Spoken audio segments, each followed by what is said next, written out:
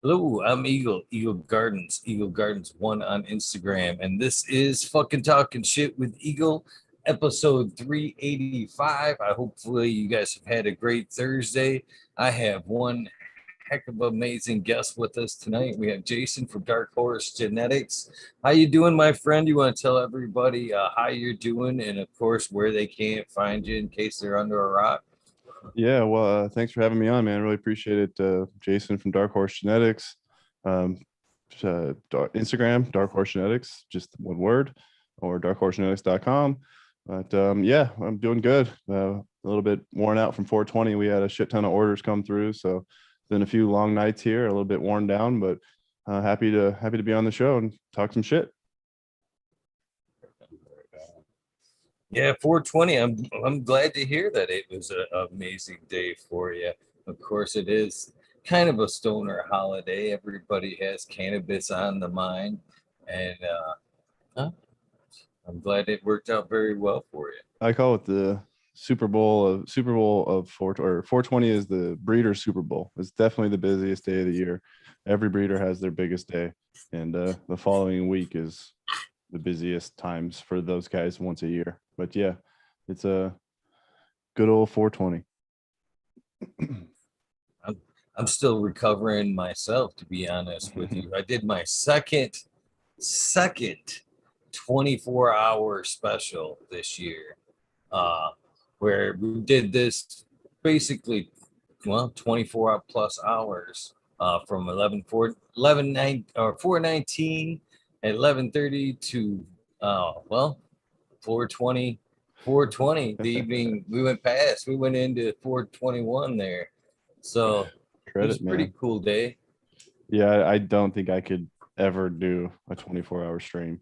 All the credit to you. I mean, yeah, I would definitely run out of shit to say and talk about, but you're a pro. Oh no, I run out of shit to talk about. And it's this year was a little bit different than last year. Last year we had it a little bit in like groups of three. So it'd be like me and you, and then halfway through your time slot, somebody else would come in and then, kind of lively up the Segments. conversation. And that's the way it went all day. But this year was, yeah, this year is more like a free for all. And we had 20 people, 10, 20 people at one point in there. Good day. A little confusing at point. Good day.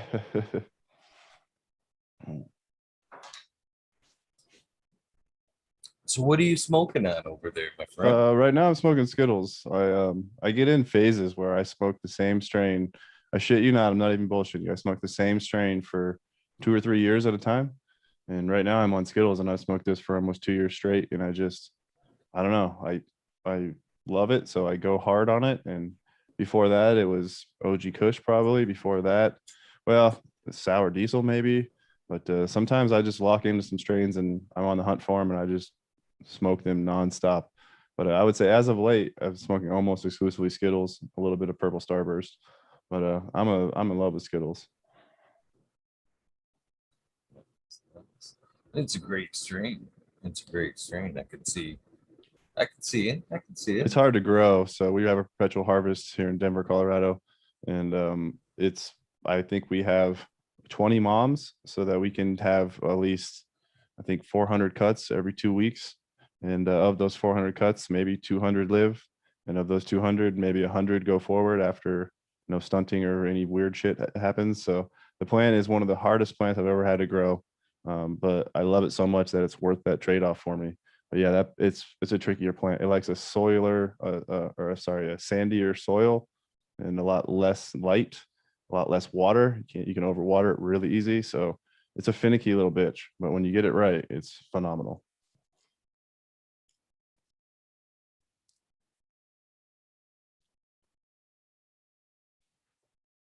Have you always been in Colorado?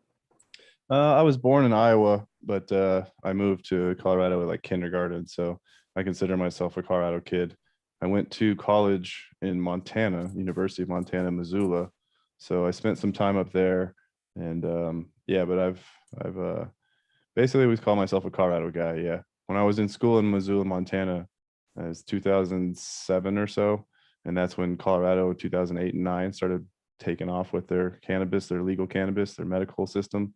So went right around the time that I was kind of wrapping up with school, I was like, well, I'm gonna head back home because I know exactly what to do. I worked on minor in botany and a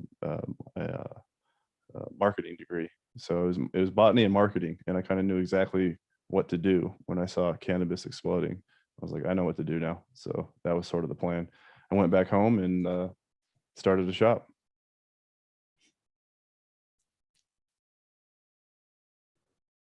So it sounds like with botany, uh, you've already had a love for growing then, or at least somewhat of a interest in plants before. How long has Yeah, that went back? I I mean, say I don't want to like mislead anybody. So the botany was entirely so I could grow a better weed. I was already growing weed at the time. I was a non-traditional freshman, so I went to school at like 25 years old, and I'd already grown pot, and I was like, I can pick up some botany courses and maybe grow better weed. When I went to the botany courses, I was stunned at how much it didn't help me grow better weed. It was a ton of memorization of common names, scientific names. The finals were walking around the campus, identifying like 700 different species. And while it made me a more well-rounded gardener, I don't know. It was one of the hardest things I ever did, and it involved tons of stuff that I wasn't interested in. If I'm not that interested in it, I have a hard time retaining the information. So those were the tests I specifically crammed for. I would stay up all night long, and cram, walk in, take the test, and by the time I was turning the paper in and walking out the door, I had already released all that information out of the back of my brain. So yeah, and also it was just I want to say minor. It was just something where I picked it up because in the science department you could pick up minors. So I was just like, well, I'll stay in the botany thing. But yeah, I've always had a love for plants, but I wouldn't even say I can grow other plants that well. I specialize in cannabis because I've killed many house plants. well, I guess then, well, we should start right where I do with everybody else. I mean, it sounds like you've had a pretty good run with cannabis. Usually I start things right off with that first time. You mind sharing when the first time cannabis entered your life? First time I ever smoked cannabis, sure. I don't recall the age exactly. I think it was like 14 or 15. And I remember going behind the barn of my friend's house. He had some swag. We rolled a joint, and we smoked the joint in his barn out in the backyard. And I didn't think it did anything to me. And we went bowling right afterwards. He was 16, so we jumped in his car and went to the bowling alley. And on the interstate, I remember feeling an immense sensation of speed, like the car was going too fast, and I was kind of wigging out a little bit. And that was the first time that I ever smoked cannabis, and it was, I don't know, it was wild because I didn't think that something like that could possibly happen from smoking cannabis, but it slowly turned me on to this whole lifestyle, if you will. But I would say I was raised on swag. There was many a time when there was no weed around in southern Colorado. So we would drive to Boulder, try to get weed off the hill. We go to Fort Collins, try to get weed from the hippies over there. But a lot of times there was nothing. So we smoked swag growing up. And I laugh about that now because we've been so spoiled with dispensaries around every other corner and been able to smoke the best weed for years. But yeah, growing up, man, I would say it was tricky to get good weed, and we smoked a lot of swag. One of those dugouts, and one of those like little ceramic, like what do they call it? Like cigarette little pins, little one hitters. Like that dates me, but that's how we smoked back in like high school. Was everyone had swag that was de-seeded at home.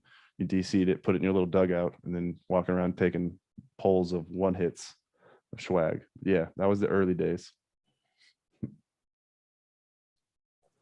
I often say that, man, I'm so glad that the next gen will never, hopefully, know what brickweed and brown weed and all that swag is.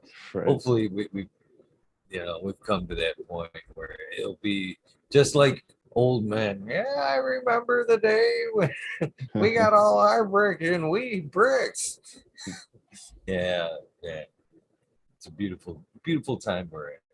Seemed like Colorado, well, though. I mean, I'm from Michigan, Michigan native my whole life, but it seemed like Colorado, with being so close to the West Coast and so close to the Mexican border there, that you know There'd be something floating around constantly.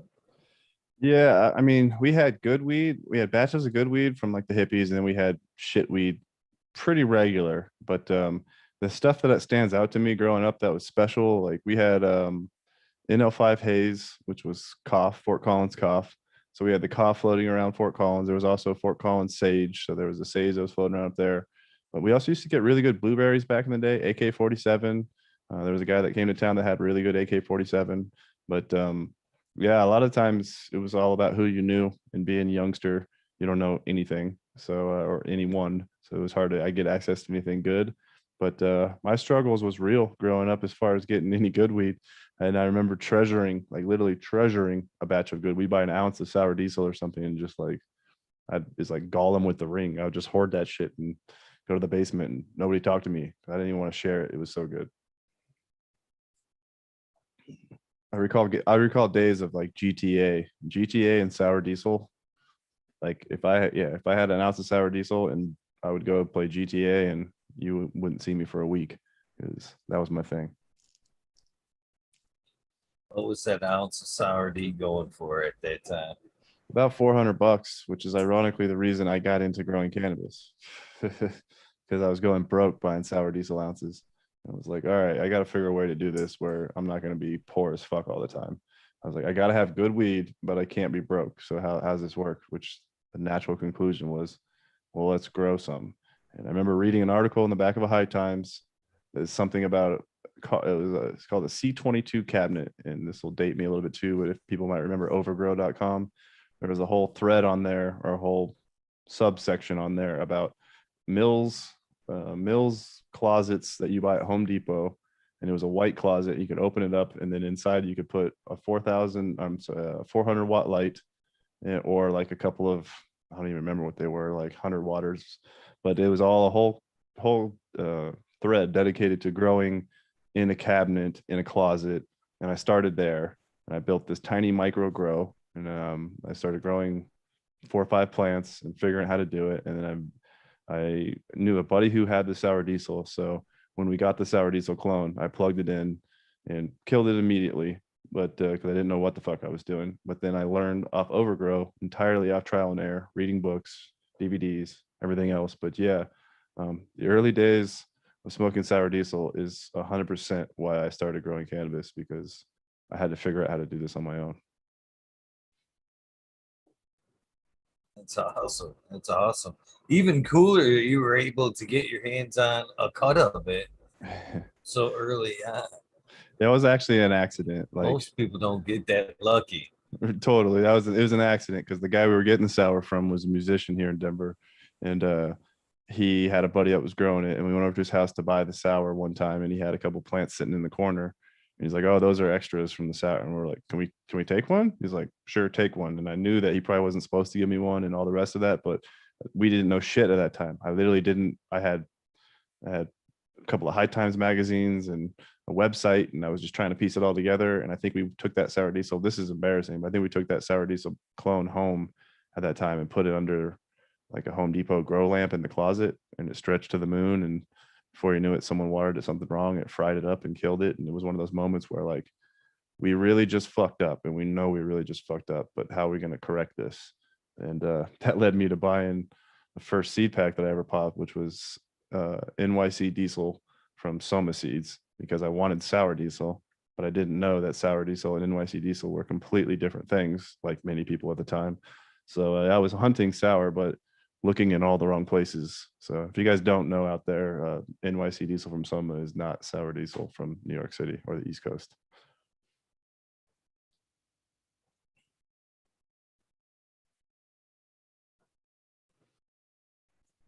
So did you ever get that cut back? That original one that you loved so much, the one that drew you in? Oh yeah, absolutely. We got it back like a year later. Same crew still has it in Denver, still grows it, still grows great batches. They've made like a career out of sour diesel. But yeah, it's funny because I got it back, not that long after this incident. I starting to learn how to grow. We were just talking about it the other day. I was like, we need to get that sour D cut back. It's been a minute since we've had that cut, and we called the same people, and yeah, we got it. So I'm pretty sure that it's back in the stable from the same people that we got all the way back in the beginning, which is kind of a funny thing. But I don't know. Sour diesel is not quite the same as it once was. I think a lot of people will agree.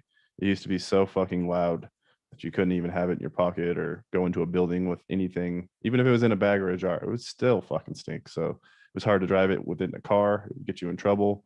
And yeah, I just haven't seen sour be quite the same, and I miss it. It's just like OG too. Some of these plants, some people say genetic drift, some people say dudding, but I would say I don't know, it's a 20-year-old clone, 20 sometimes 30-year-old clone. So even the best, even the ones that were maintained the best or held the best, taken care of the best, still are 30-year-old plants, and it just requires you absolutely got to baby them to the finish before they smell or perform or taste like they used to.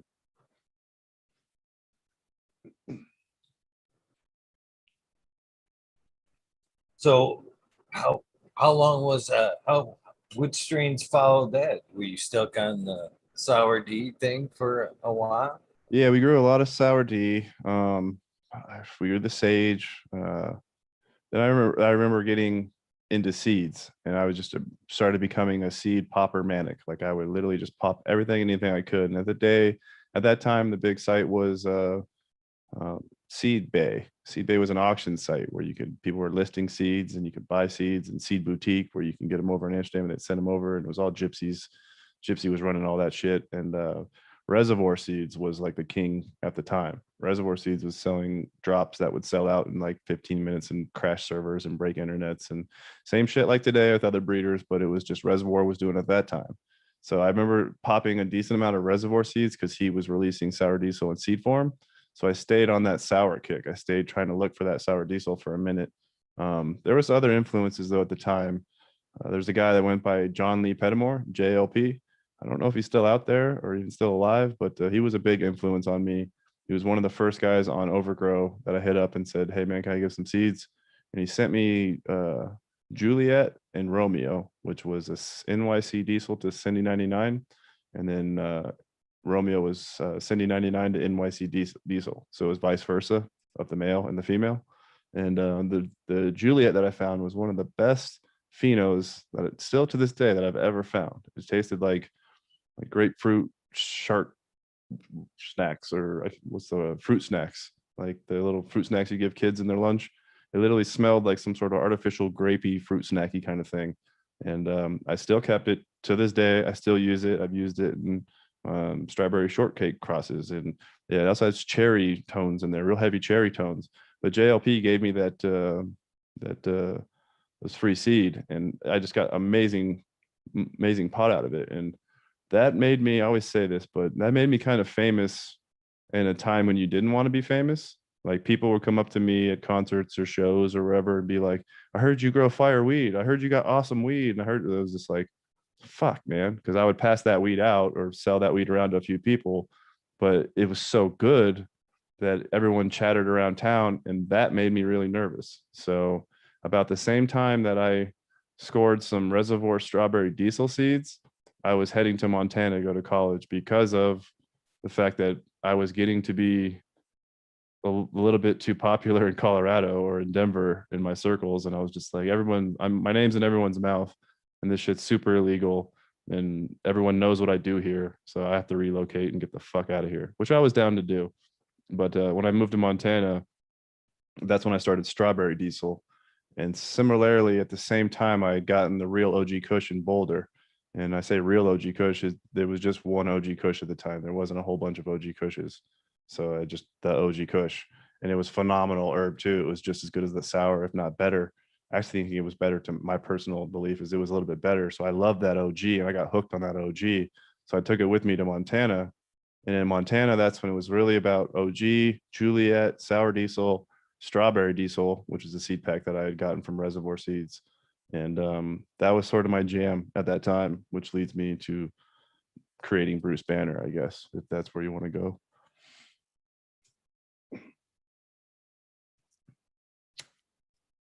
At that point, well, I mean, when did you actually start getting into wanting to breed?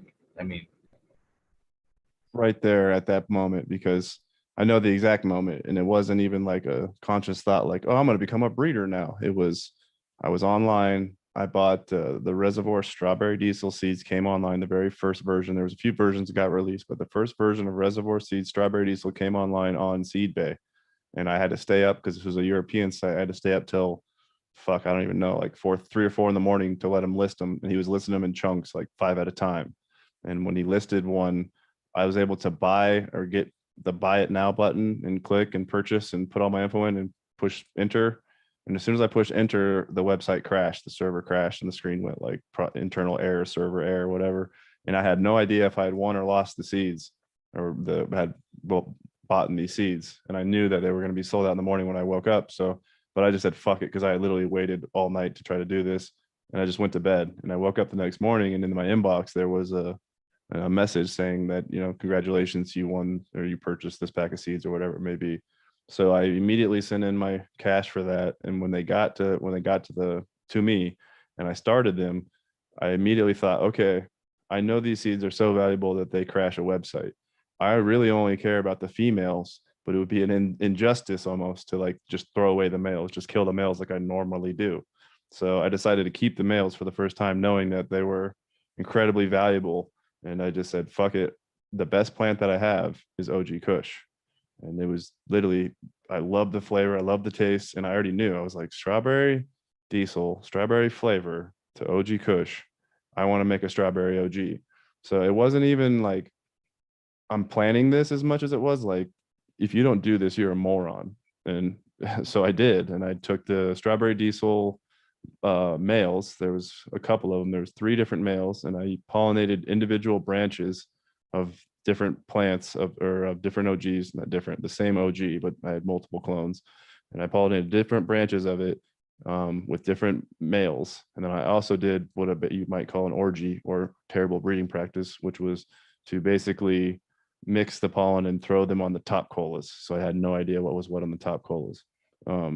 Again, I wasn't reading a lot about breeding at the time. I was more or less just sort of chucking and playing around. And I always say that, like, when I made Bruce Banner, it wasn't an accident. It was on purpose, but it wasn't. It was more of a chuck than a breeding project. And when we did the pollination, I got the seeds from the OG Kush. I remember this, and the OG was bomb. And I went to a concert in Horning's Hideout in Oregon. I believe it was in Oregon. Yeah, it's like a backwoods amphitheater. Some people probably know, but Horning's Hideout. And I went to go see String Cheese. When I went out there, I took all the OG Kush with me. And no, I got my story backwards. It's actually Vail, Colorado. I went back to see String Cheese in Colorado. It was in Dobson Ice Arena. That's where it was. And the Dobson Ice Arena, I had the OG Kush with me, and everybody wanted to smoke the OG because, again, back in Colorado, my crew kind of knew I had the good weed. So I would come up like, I want that OG. I want that OG. And I didn't want to sell it because it was pollinated with this super special stuff. So I was just like, well, I'll give you an eighth, but I really need the seeds out of it. I was like, it has seeds and I really want the seeds back. So I passed out like a quarter pound or half pound of all this OG that was seeded and begged for the seeds back. And of those seeds, I maybe got back like 200-300 max out of all of it. There was probably 1,000 in there. Still makes me cringe to this day a little bit, but I got those seeds back. I rounded all those seeds back up individually, kind of had them labeled from what was what, and started those seeds. And with amongst those seeds is where I found Bruce Banner #1, #3, and #5. There was another pheno in there, but it wasn't great. I didn't really cultivate it much more or propagate it more, so it kind of fell off right away. But the 1, 3, and 5, and I started that seed, cracked it, grew it, and I knew it was good, but I had no idea how good it was. Again, it was my first breeding project. You start something, you start a seed, you put it in the ground, it grows, you're looking at it, you're going, it looks like good weed, smells great, looks good. But in your mind, you're kind of wondering, like, am I manufacturing my own hype? Like, is this not as good as I think it is? And I remember harvesting it, smoking it, and the very first hit being like, holy shit, like that tastes great. This is phenomenal. It tastes like strawberries on the end and OG on the back. And I was like, this is fucking great. I think this weed might be the best weed I've ever smoked in my life. But I knew that, I made this, so I don't think that it's probably going to be, it's in my head a little bit. So I took it to some friends, and I I remember going back to a concert. This is the concert in Oregon. So I remember going to the concert in Oregon, and I had the first batch of Bruce Banner. And when I went to the concert in Oregon, I had 3 different jars, and I went and saw my same crew again. And I passed out this weed in the lot this time, which was OG Kush to Strawberry Diesel, and I called it Strawberry Kush. And the people there bought it on the first day, and then it was a 3-day concert run. And on the third day, everybody was kind of running around being like, anybody seeing that Bruce Banner guy? I need that Bruce Banner weed. And my last name's Hulk, if you guys weren't aware, like Hulk Hogan or whatever the fuck. So it turned into, or Incredible Hulk. So it turned into Bruce Banner weed instead of Strawberry Kush. They just said, hey, where's that Bruce Banner weed? So by the end of the weekend, the strain was named itself.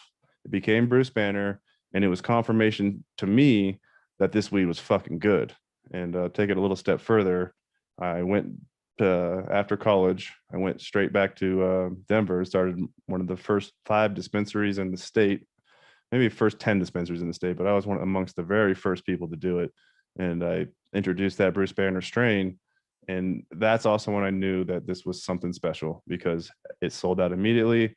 And then we had people talking about it. A line started forming. People would line up in lawn chairs to try to buy it. They'd wait overnight around the block. I remember walking around the corner to the store one time, and there was people in lawn chairs waiting all the way down on the street. Something like you'd see at Cookies Today or some other shit, but it just blew me away in 2008 or 9 when weed's still hella illegal. We're all running under the medical aspect. I thought the news was going to show up or something, and I was like, I'll give everybody a number, and you come back and we'll serve you one at a time. I don't want people lined up in front of the stores freaking me out.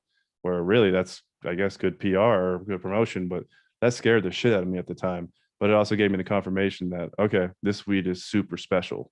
But yeah, I didn't become a breeder till 2000, 14. So I didn't really consciously start making strains till 2014. I had only made Bruce Banner back then, 2000, probably 6 or so, just out of that necessity of getting that seed and knowing, hey, dipshit, don't fuck this up. Don't throw those males away. Throw it on this OG and see what comes out of it. And yeah, I mean, we hit it out of the park with that, or hit it out of the park with that one. It's certainly, you can call me a one-hit wonder all you want. We have several strains, but that one built my career, as our flagship, and it's one of the, I don't know, it speaks for itself. It's one of the most famous strains in the world somehow, and sometimes it freaks me out. People say, oh, you're the Bruce Banner guy. I was like, what the fuck? Oh yeah, weird. Halfway around the world. Man, that's got to be an amazing feeling. I can't imagine fucking people waiting overnight and shit to buy fucking seeds and shit like that. That's got to be. This was just the weed. We limited them to a quarter per purchase, and that also pissed people off. But we tried to share it enough around the city, and yeah, we also started selling clones at that time. We waited. I think this is the perfect way to release a strain that's hot like this, and this is the perfect way to market one. This is also the perfect way to release one, because everybody wants what they can't have. But if you say, okay, we have the hottest cut going right now, and we're going to sell it at our shop, and we're going to hold an exclusivity on it for a year to 2 or even 3 years, but you announce a date that you're going to release it, and we announced the date of Christmas 2 years after that we had started selling the plant. I said, in 2 years, I'm going to sell this cut to the public, and a year from there, we released it to dispensaries. So we had 1 year exclusivity. The second year, I sold it to a dozen shops because I couldn't fill demand. As much as I like seeing a line down the street, it was better to go ahead and put that product out and get it, across the market through some partners and produce more of it. So we did that for the second year, but on the third year, essentially, we sold it to the public. And I remember taking a whole lot of shit because I sold the clone like software. If you were a dispensary and you were going to grow it and you were going to whatever you wanted to do with it, I sold it to her $1,000. If you were a guy off the street, it was $50. And people thought that was outrageous. They were like, that is fucking outrageous. Like, want to spit in my face kind of shit for trying to sell a clone for $1,000. And people would troll me and all the rest of it. But I look at it today and I'm just like, it makes sense to me. If you own a business and you're going to be selling pounds of the shit and you're going to become your house strain and you're going to literally build everything off of this, $1,000 is nothing. It's literally nothing, But if you're a guy off the street that just wants it for yourself, $50, that's, it's worth, at the time, clones were $15 to $20 maybe. So I charge you double for a super good clone at home. But I remember Yeah, we sold a shit ton of clones, and that's also what released it to the world because people faked it initially, then they got it, and then it sort of just went everywhere. And something about holding it back, keeping it away from people, making them almost froth for it, and then just putting it out in bulk form. And then all of a sudden, you knew it was on the West Coast. It was in Cali. I remember Harborside got it, and Harborside started selling clones of it. I knew from there. I was like, okay, well, it's going to make its way around the world now. And yeah, I mean, we were in Spain not that long ago, and it was in some clubs over there, and it weirds me out sometimes to see the the exact clone like all over the world. But yeah, there also we've since sold seed of it, so or a version of it in seed. So it gets a little bit muddied up now too when you go to dispensaries and you're after Bruce Banner. A lot of times it's the number 5 pheno because the 5 got widely passed when the number 3 was held a lot tighter, and then or it's a pheno of a seed that that we put out or somebody else put out. But yeah, so it's a little trickier to nail down the exact one now, but at the same time, Bruce Banner's far and wide. So yeah, it's the strain just took a life of its own and sort of weirds me out.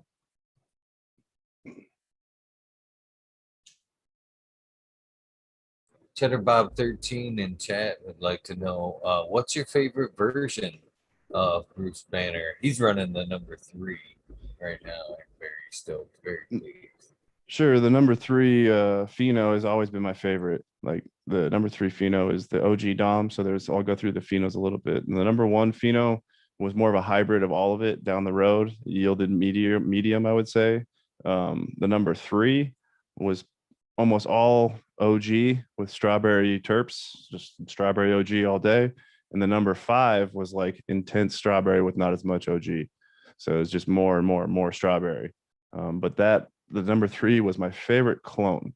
Now there's also more confusion. I don't know if I'm confusing the fuck out of everybody with this, but I put out seeds. So in the batches of seeds, I did a Bruce Banner 1.0, 2.0, and 3.0. And that was a back cross to the Bruce Banner 3. Each point oh was going back cross again. So back cross BX1, 2, and 3. So I tried to back cross that in seed form. So if you have Bruce Banner 1.0, 2.0, or 3.0 in seed form, you have a Bruce Banner 3 back cross. But I have since released Bruce Banner that I call original Bruce Banner. And original Bruce Banner is in seed form the original OG Kush, the exact same mother that I used way back when, and a new version of Reservoir Strawberry Diesel male that I got recently. Some seeds and I cracked and I got a male. So I recreated what I did back in college with the exact same genetics to find amongst those seeds the number 1, the 3, and the 5 phenos. So they exist amongst the original Bruce Banner phenos. So there's, to be clear, there's clone onlys floating around of Bruce Banner 1, 3, 5. There's Bruce Banner back crosses to back cross Bruce Banner number 3, Bruce Banner 1.0, 2.0, 3.0. And then there's also original Bruce Banner, which is a recreation of the original cross that created Bruce Banner. Sorry if that confuses the shit out of everybody.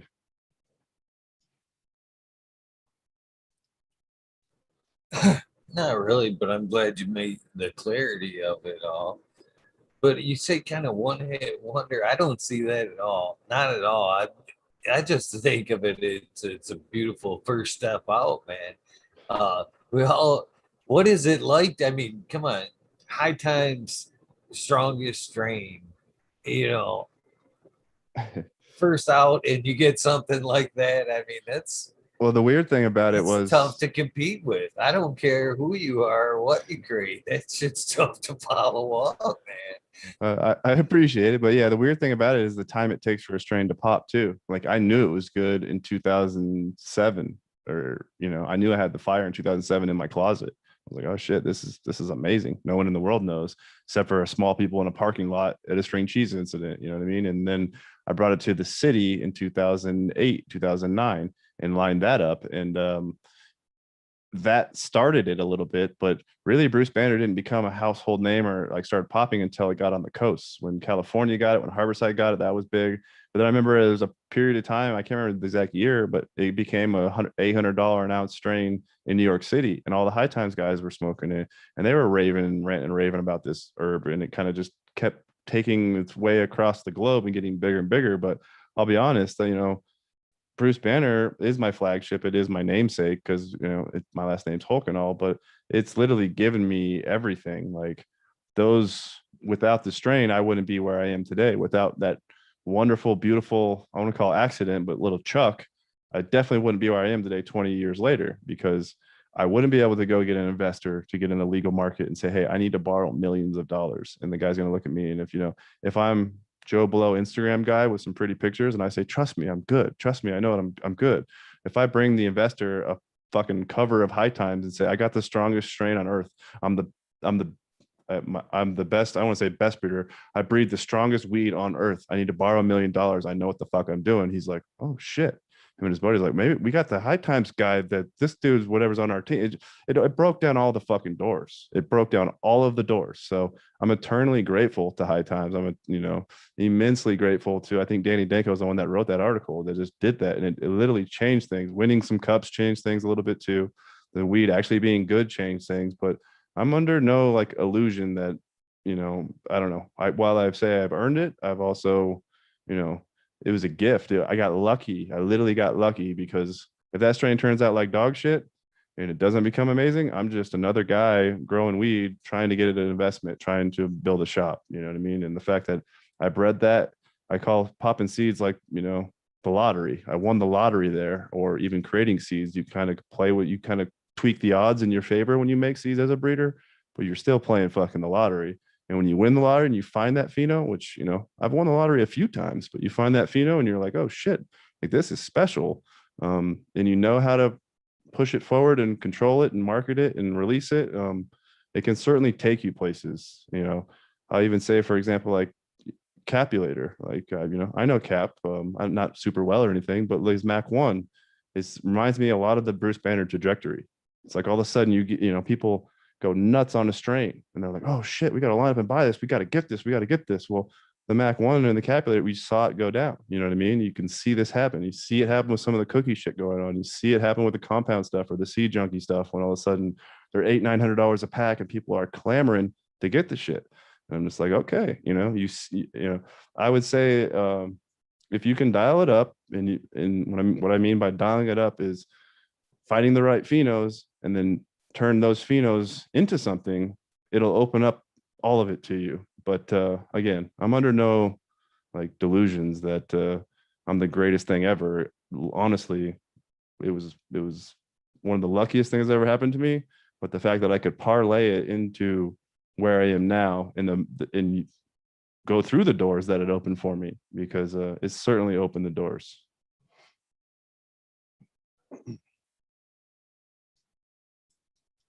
I think you're cheating yourself a little bit there, brother, for real. So, I mean, a lot of us, shit, all of us, I don't think a lot of us, almost all of us are fucking popping seeds. You know, there we do taste that cut. You know what I mean? Everybody wants to get that good cut to have in the house, but that's that's something different. That's something different in my eyes, man. We're all looking to pop those seeds to find that unicorn, that pheno, that Sure. one that nobody else has got. That's Well, but to be able to put those couple of strains together and it be that unicorn, you know what totally. I mean? It definitely It's worked in that completely instance. different. But what I will say also that I think is interesting is I wasn't a breeder till like 2014 or so. I started a dispensary in 2008.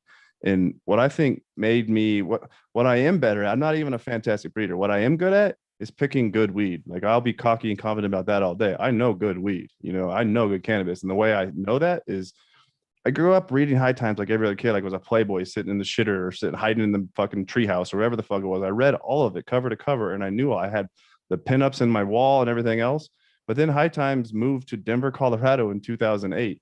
And when I opened my first shop, one of the first ones in the state, if not, the country, I was sat there and my shop was a consignment shop. I didn't have enough. I literally had 6 lights in my basement. That's what was the grow for the dispensary. You know what I mean? I could produce a few pounds and I'd bring in and it would be a spike to sales, but I relied on the community to supply the shop. So what I became good at, it was shit you not, it was nothing more than Pawn Stars. I sat in the back of my fucking dispensary kids walked in every day, every 15 minutes with backpacks full of pounds. And they'd plop down in front of me and I'd sit there and I'd look at it and I'd eyeball it, I'd smoke it. And I got the opportunity to see way more strains than I ever would have seen otherwise. If I was just a guy even popping seeds like crazy looking for phenos, I saw all the best cuts. I saw everything come through the door from the best weed to the shittiest weed. And I was able to smoke all of it, figure out, what is the best weed. And that's why my shop in Denver kicked ass early. That's also why we had lines, is because I selected the best pot. I was the best weed picker in the city at the time amongst the shitty dispensaries that was open. You knew if you came to my store, there was going to be fire on the shelf. So the best, and I also paid the most for it. So the people that literally grew the best weed came to me first. And that immensely helped me down the line when I decided to become a breeder, is knowing that all of these different flavors, seeing all these different strains and getting it bombarded. And when I say Amsterdam came to my city, it feels like it, because everything that I was reading in those high times, all those posters, all those people, shit, even Adam Dunn, who was like a mentor of mine, they all moved here. They just showed up. All of a sudden it was like, shit, THCs is here. And, like it was interesting to me to see everybody from Amsterdam come to Denver, and Denver became the mega hub spot for a minute. And imagine being a kid idolizing the Bulls or some shit, Michael Jordan, and the entire Bulls and Scottie Pippen and Dennis Rodman and all those guys move to your city and open up, shops, and you can go hang out with them and see them and talk to them and pick their brain. And it was an ultimate dream come true for me. So one step in front of the other. But I think what made me a better breeder was being able to pick winners, pick good strains to put on my shelf, pick the best pot to put on my shelf. So now when I crack seeds looking for the best phenos, I've seen tons of weed out there. So it's like, I kind of know this is the one that I want. Or when I see something special, I believe it's really special, and I try to breed with the special ones. So I think it makes me a better breeder down the line, just having that immense amount of experience, literally running a consignment Pawn Stars type of shop. And I do miss that shit. It was one of the best times before the regulation came. Regulation does take a lot of fun out of it. I hate to say that, but it's true. It's true. Ned Denver and Red Pill in chat would like to know your thoughts on Gamma Berry. Gammaberry was a Banner 5 cross that I hit with the Strawberry Diesel. Now, full disclosure, the Gammaberry shows anywhere from 10 to 20% intersex traits, meaning the dreaded word Hermy. We don't sell a lot of it. I sell limited batches or do it as freebies. But yeah, the Gammaberry, it's phenomenal. It has a longer internode length. So you're going to see 4 to 5 inches internode length between nodes. And it also only grows golf ball chunks. But all the while, you got to watch out for those Hermes. I just want a full disclosure. And that's the thing. This is the Gammaberry brought up a debate amongst me and some of my friends about at what point do you pull a line? Because when we went through testing, we didn't really see much. We saw a nanner here or there, and I can kind of live with that. But when you start to get feedback of you're getting, this many intersex traits, I'm like, all right, it's literally, I pinpoint it down to, after growing large batches myself, anywhere from 10 to 15 to up to 20% intersex traits, is like, that's a line that I think that we should probably pull. And while other people are saying, don't pull it, just disclose it. And I've seen other breeders put on the pack, warning, intersex traits may be present, all the rest of that. I've also seen people literally just say, fuck it, and sell it off and not say a word about it. But me, I've been cautious to sell it. And I try to disclose when people do ask. I don't want to like hide from it. But at the same time, there's phenomenal plants within, but I wouldn't breed it. That's why I've never taken Gammaberry down the line further. It was a one-off that we created, and I still have seeds of it today because I didn't push it out in bulk form. I never just said, hey, every seed bank in the world, take this. It's been, yeah, I got them, but do you really want them, kind of thing. And that's, full disclosure. That's how we sell them. And there's not very many left. I think we give them away. I think there's less than 20 packs left out of maybe 200-300 in the world. Well, I appreciate the fact that you would throw that out there. Like you said, there's a lot of people that would just chuck that shit into the market now. That's the whole. Some would say 0% is the point when you fucking don't sell a strain, right? And I would probably agree with that. But at the other times, it's like being a breeder that puts out thousands of packs in the world. It's like you get feedback from somebody, even though you've tested it and your testers say it's good and it sends you good pictures. You get feedback starting to come back in the email saying this totally hermed on me, bro. And you're going, okay, that's one. It's like maybe that guy's a dipshit, maybe not. It looks like he knows what he's doing, so I'm going to give him the benefit of the doubt. Maybe something happened there. Shit happens. Then you get another one. Then you get another one. And it's like, all right, is this a recall situation? Do we sell it the way it is? Even though I know within there's fire genetics, or how should the community handle it? How should the seed buyers handle it? How should the breeders handle it? It was just an open debate that we have, that I've had with my crew, I guess you could say. And my answer to that is it's kind of unanswered at this point. That's why we sort of still slowly sort of have the seeds. But yeah, again, Gamma Berry was bred specifically to go to the Banner 5 phenos. Hulk Smash is another one that we did that used the same male, and it came up with the same traits, and we didn't really sell that one either. So, and that was to the Banner 3. It was Gamma Berry and Hulk Smash. And both those lines I sort of held back while limited packs are in the world for people that really beg for it. But I don't know. I'm uncomfortable doing it, knowing that I have better lines to put out and would have happier customers if you went this direction. So I try to steer you a different way. I appreciate that, your honesty all the way around on that, and I would too. I would try to.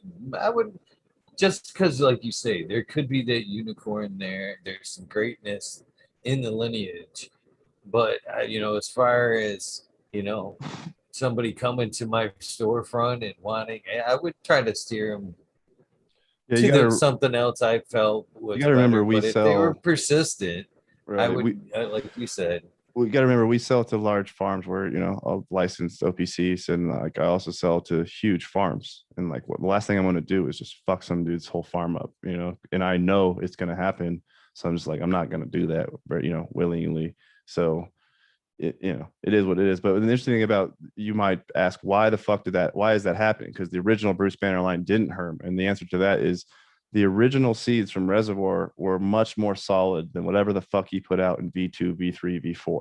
And I think I popped the V4 versions that we got, which are now 12 years old. And so I bought them for a couple $100. So I was like, let me see if I can't recreate Banner with this OG, and pop those seeds. I got 4 seeds, cracked them, got 2 males, used the different males, both use intersex, both shown intersex traits. And I was just like, interesting. It didn't work. When you think about how did I create Bruce Banner 1.0, 2.0, and 3.0, we used a F, I think I want to say F6 strawberry diesel from, I'm gonna butcher this. It wasn't Karma. Damn it.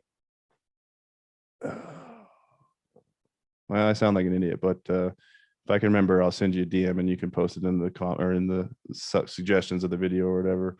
But yeah, we used the Fractal. There it is. Fractal Genetics. Fractal Genetics put out a strawberry diesel that was like F6 or whatever. Totally stable, totally solid. That was where I found the males on that, on the recreation of the 1, 2, and 3.0s of the original Banner. We used that strawberry diesel V4, and that strawberry diesel V4, it wasn't stable. So again, I'm not sure where the herm tendencies come from, because strawberry diesel is Reservoir Seeds was strawberry cough, which is sour diesel, East Coast sour diesel. So maybe it's coming from the Kyle Cushman strawberry cough, but or even the sour diesel side. But I've made plenty of sour diesel crosses without intersex traits. So if I had to pinpoint it, it's either the Kyle Cushman or even the seeds I got, which Reservoir sold in a little baggie, were traded out for something others, and it was some sort of strawberry stuff, but it wasn't his original. Who fucking knows?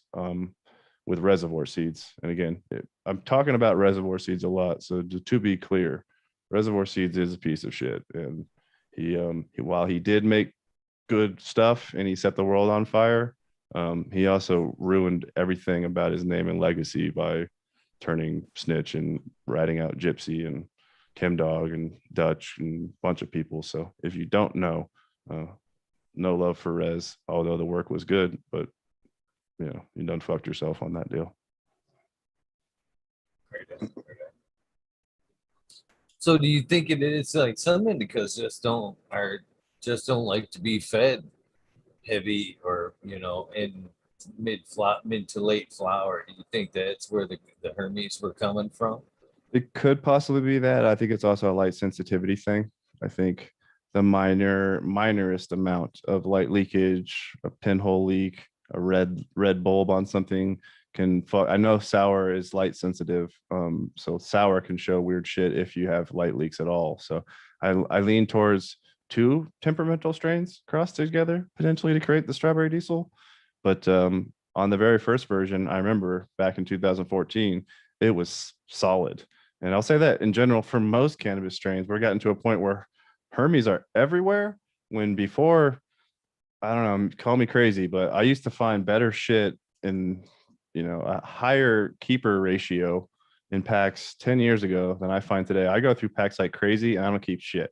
I'm just like, yeah, nope, not good. I don't want this. Don't want this. None of this shit's hitting the marks. It's, while this tastes good, the structure's so bad or the yield is so shitty that there's no way I'm going to run this ever again, like commercially.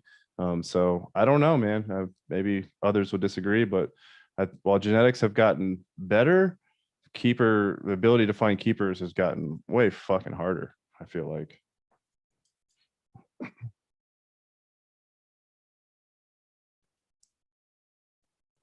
So let's back up a little bit. Obviously, you've been doing some shit right for a long time. I mean, when you have to like worry about your reputation for growing fire, you've done some shit right. You know what I mean? You want so what were you growing in? What was your grow like at that point? You want to let I us in a little bit on how what that was like back then? Sure, yeah, I've grown every which way, but I grow now the same way that I was taught the very first time I ever grew. And the people that mentored me taught me a very simple fucking recipe. I don't even have any secrets. I'll tell this whole show exactly how I grow my weed at home in my commercial facility and how I was taught. And you'll probably laugh and think that I'm lying, but this is literally all I do. I love soil, but it's not soil, it's soilless because I'm using Sunshine 4 was the go-to back in the day, but we since have switched that up to Pro Mix. I prefer Pro Mix now. But then I cut it with 20% earthworm castings, and that's my soil base. By cutting it with earthworm castings, it then creates a soil and becomes a soil at that point. Because if you didn't understand MPK 000 on just Pro Mix, but as soon as you add the earthworm casting, becomes a soil at this point. So I 20% earthworm castings, and I grow in uh, like 1 gallon pots to start, veg for 2 weeks. Then I flip them to 5 gallon buckets. I do 5 gallon buckets for 2 more weeks. So I try to get a good 1 month veg on them. And then I flip them into flour in 5 gallon buckets. I use nothing but age old. If you don't know what it is, age old organics. It's an old secret here in Denver, Colorado, or in Boulder, Colorado. It was an old hippies that created a nutrient line in Boulder. All of us old heads up in the Boulder Canyon, Boulder Valley Canyon, or Netherland Canyon. We all used this shit back in the day. And age old, it's cheap as shit. It's like $15 for a liter, whatever the fuck. And use I think 1.5 teaspoons per gallon, which is like 15 milliliters or some shit. It's simple.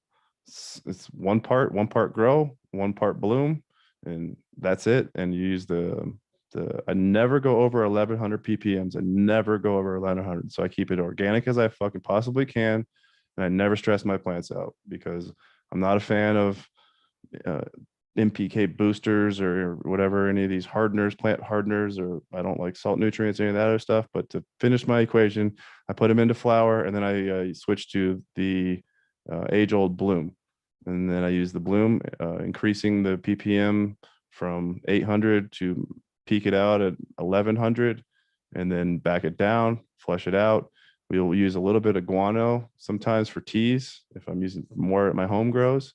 But I literally do nothing but that. And if you haven't been around Denver, Colorado, I invite you to try our weed. It tastes fucking great because we don't stress our plants out. It literally I mean, yeah, I go Pepsi challenge with anybody on the Skittles, on the Bruce Banner, on the Purple Starburst, on I don't know, the kitchen sink. Some of the shit that we put out there is just like it tastes good because you let the plants shine through. You don't. Everyone today wants to get as much as they can, like yield. But that's not what it's about to me. It's just about flavor. If you can get flavor, then you charge a premium for it, and it's better. And I run a small grow, 100 lights in the face of 1,000 light facilities all around me. So we just do small batch cannabis, 20 pounds a room, 15 to 20 pounds a room, 3 or 4 strains, sell it in pre-packed glass jars and at a premium.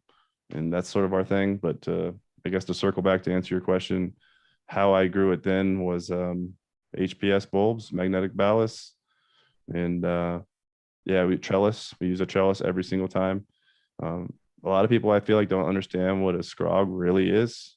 A scrog is not a trellis that even a double trellis, like you should never need to really double trellis, because the idea of a scrog is a screen of green. Like you need to weave your plants through the net over and over. If any part of your plant sticks up more than 4 or 5 inches, it needs to be pushed down and weaved under the screen. And if you do this, folks, and you trim everything underneath and everything that pokes up, you weave back down, you create a totally even canopy, you're going to yield way more. And yeah, I love screens. Also, I mean, you can use the trellis if you just want to put the trellis and let shit go through it. So you have to bamboo everything, and then a double trellis so it doesn't fall over. I get that. That's more of a commercial facility thing. But everybody who's never actually tried a screen of green, try a screen of green at home. You could do it on one plant and just weave the shit over, but you'll yield more. And 1,000 watt lights, age old grow, sunshine 4 or Pro Mix, earthworm castings, maybe a little guano. But the key is organics and never going over 1,100 parts per million, never stressing the plants out.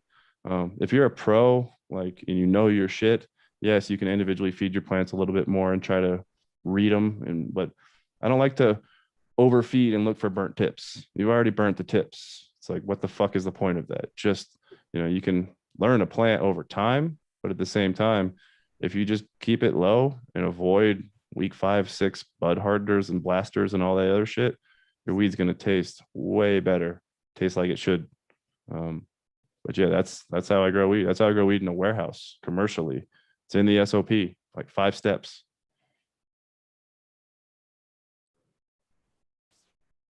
So I kind of wonder that too. We've asked that around the community, if strains that are bred in a certain way, say organics environment.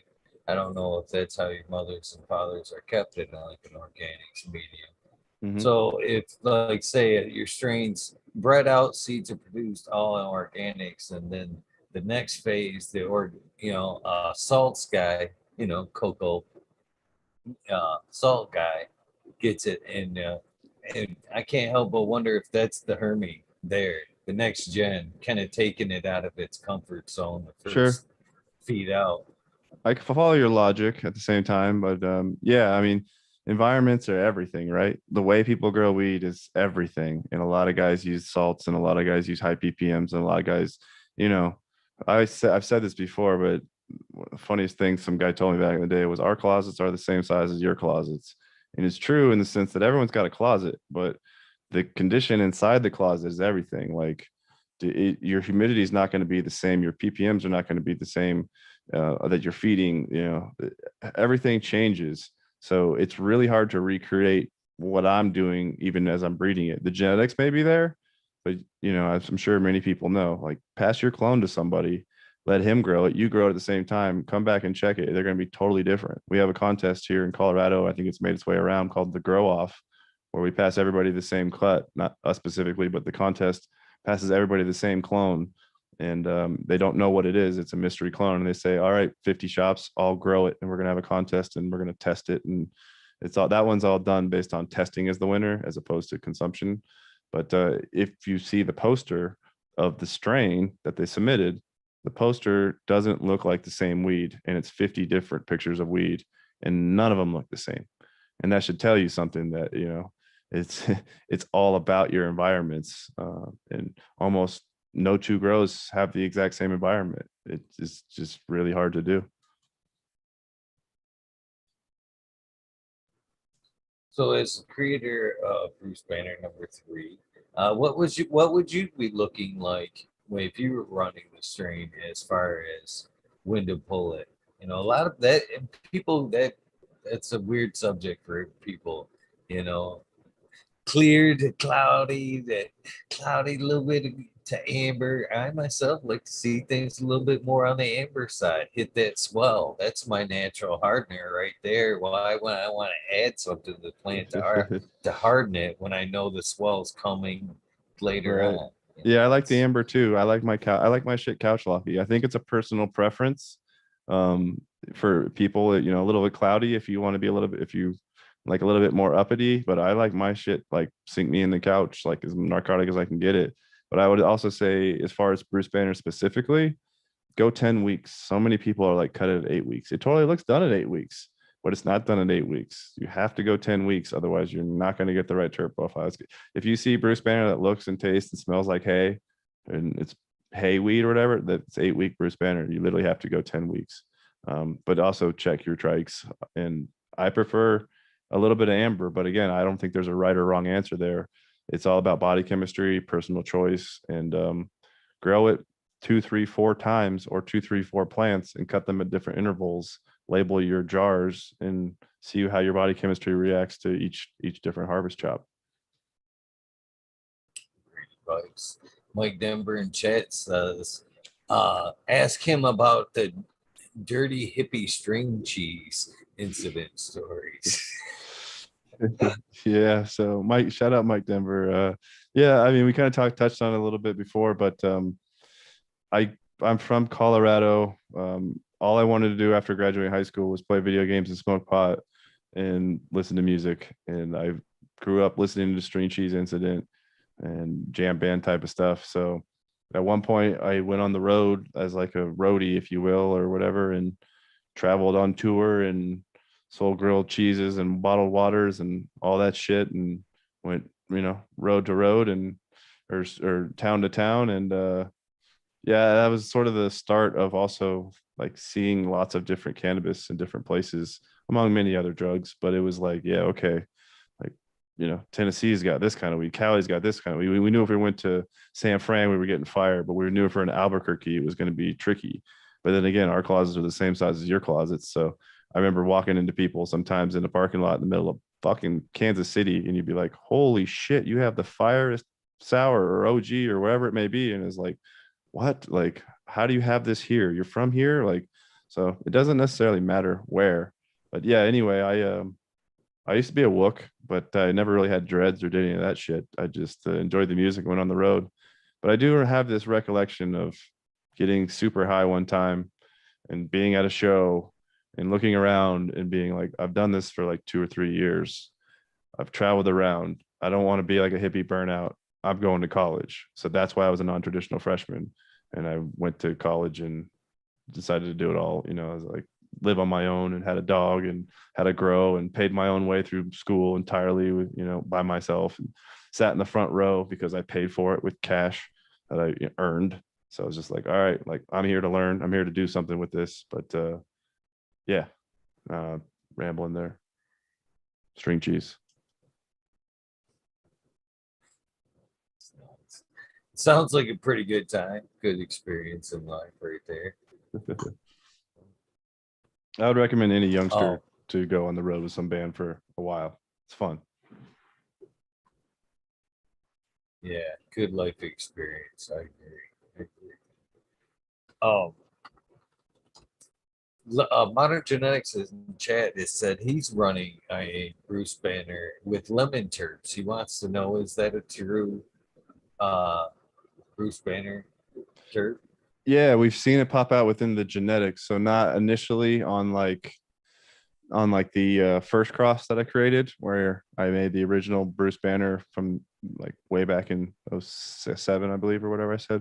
Um, but no, on the original Bruce Banner seed crosses that we've seen, I have seen a few lemon terps myself come out when I do large pheno runs of it. So I'm not 1,000% sure where that lemon started creeping out from, but it's not really present in the Bruce Banner 1.0, 2.0, 3.0. It's not present in the first batch of original, or I'm sorry, the original creation of Bruce Banner. but it is present in the original Bruce Banner seed. So yeah, within the depths of there, there's some recessive lemon traits. Mike Depper in chat would like to know, have you ever created anything that you feel is as good as the Bruce Banner #3? And I agree with that. Just because the masses, you know, he said it, you one hit wonder. You compared yourself to that, but I think that's a bullshit comparison. To be honest with you, Well, that's just it's hard to beat. That's the thing. perspective. It's hard to beat. It's like I feel how I can imagine a one hit wonder may feel when the strain gets that big, that quick, and goes like that crazy. It's hard to have anything overshine it ever, like again. And the way the world is now too, the way High Times is, and how High Times has changed their model, and everything got social media and Instagram and all. Like this was all before there was a million channels, a million podcasts, a million shows, a million feeds to look on Instagram where you get all this crazy information. This was before Facebook. It was just like plow, here's the magazine the whole weed world looks at. So it was like in your fucking face, big strain. Whereas now I don't know that you can really recreate those like media moments where it's like if you put a strain in there on the cover or a centerfold or it just got beautiful photo even in High Times, it could trigger everything for you and jumpstart everything. So and I don't know that that can happen anymore. I'll just say that High Times won't ever return to glory, but it's a shell of what it once was, and now they're just a chain of dispensaries in California that run weird cups, and they don't really do the events anymore. And I'm not sure, but to answer your question, have I made anything that I think is better? It's hard to say because it's like, they're all your children, although I have like, I don't know, 50 or 60 crosses I've released at this point. So it's hard to be like, oh, that one's better than this one. But really, yes, some are better than others. And I would say right now, I'm really into the slobber knocker. I just did like another 60 pheno run of it just to make F2s. And as I was going through it, I found three distinct phenos. I found a really purple pheno. I found a red pheno, and then there was also just a deep green pheno. But it was like totally identifiable. It was like, oh, okay, there's purple, red, green. And it was like an idiot could fucking figure out what to do from here. I was just like, all right, the purple ones were phenomenal. They taste purple. And what slobber knocker is, everybody's Skittles to purple starburst to Thanos. What Thanos is Skittles to bitch slap. So really, if you want to get technical, the family tree Skittles, purple starburst, Skittles to bitch slap, which is kosher OZ, to OZ. So there's Skittles in it about 6 fucking times, to kosher, to the OZ, to Kush, which is more OG, which is more kosher. I'm sorry. So it's a bunch of kosher and a bunch of Skittles hit to each other with some purple in there.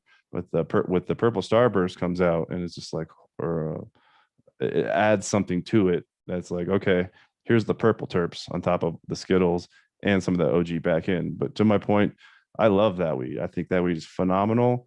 And I have this weird feeling that as I cultivate this strain out further, release it to F3, because the F1s was a very limited release, maybe 100 packs. The F2, I'm just going to keep for myself. The F3 will release after this. But I'm like, all right, this, I'll even release some of the best cuts that I find because I know how the world works now. And it's like, I wouldn't be surprised if Slobber Knocker isn't a super kick-ass strain 4 years from now. That's how long it fucking takes for these to trickle out around to all these different spots, for people to find the phenos amongst the seeds. And then in about 4 years from now, you're going to see batches of hash and I don't know, fucking cuts and flour, and Slobber Knocker, I think will be big in 4 years, but it's like, maybe not even 4, maybe 2 to 3, but it's certainly going to take time. And I could be wrong, because maybe I love it. This has happened before. I was like, I love this shit. And I put it out and I'm like, don't you love this world? And they're like, no, dude, like, we don't like it the way you like it. So I was like, all right, I'll smoke it. I still like it. But so, yeah, that's why it's sort of like music. Not every song you make, even though if you dig it, like, they're going to like it. So I'll relate it to that. But Slobber Knocker, to answer your question, I think that one's going to be a banger. I can relate to a couple of things you said there. First and foremost, I believe you're right on the 4 year mark there. Well, I don't even think that's right, to be honest with you. I think it's a little bit you know, longer than that because you've got to put in the work first. You know what I mean? You've got Right. your time plus the 4 years, you know, and that's one of the things I bet when you hear people, I don't bitch, when I hear people bitch about a pack of seeds or, you know, amount for a cut or the pack of seeds, it's like, man, you don't realize what's into a proper word strain before it's the, oh, I gotta have it. You know what I mean? Sure. People's tested it. You've worked it forever. You put your heart and soul past it to other people. Oh man, there's a lot of work into that initial fucking getting it out there where everybody loves that shit. I And mean, then on top of that, I will go ahead and I'll I just say ask I you. would say I So, preach this all the time, but this is why the state of cannabis seeds suck right now. Like because there is no incentive for breeders to take things to F4 to do the long work and stabilize it out because it takes a couple of years. And by the time I get it done, that strain isn't even hot anymore. Or whatever I use to make it isn't even the hot shit anymore because it's already fucking old news. And you're not willing to pay like $300-400 for the pack because of all the work that went in through it. You know what I mean? Or $500 for this pack because this is F4 and stable, or F8 and stable, or F7 or whatever. And it's really locked in, and we know someone's done a lot of the long work. Some people out there will be like, yeah, I'll pay a premium for that. I understand what you guys are doing. But the average customer, you got to think about the average dipshit on Instagram that's scrolling through and he's like, oh, I'm buying seeds today. I want to buy this. Oh, this looks purple and good. It's like he doesn't know shit. You know what I mean? And he's going to look at a pack of seeds and go, oh, this one over here is $40. And it's some F1 to F1 crap or whatever that some dude puts out.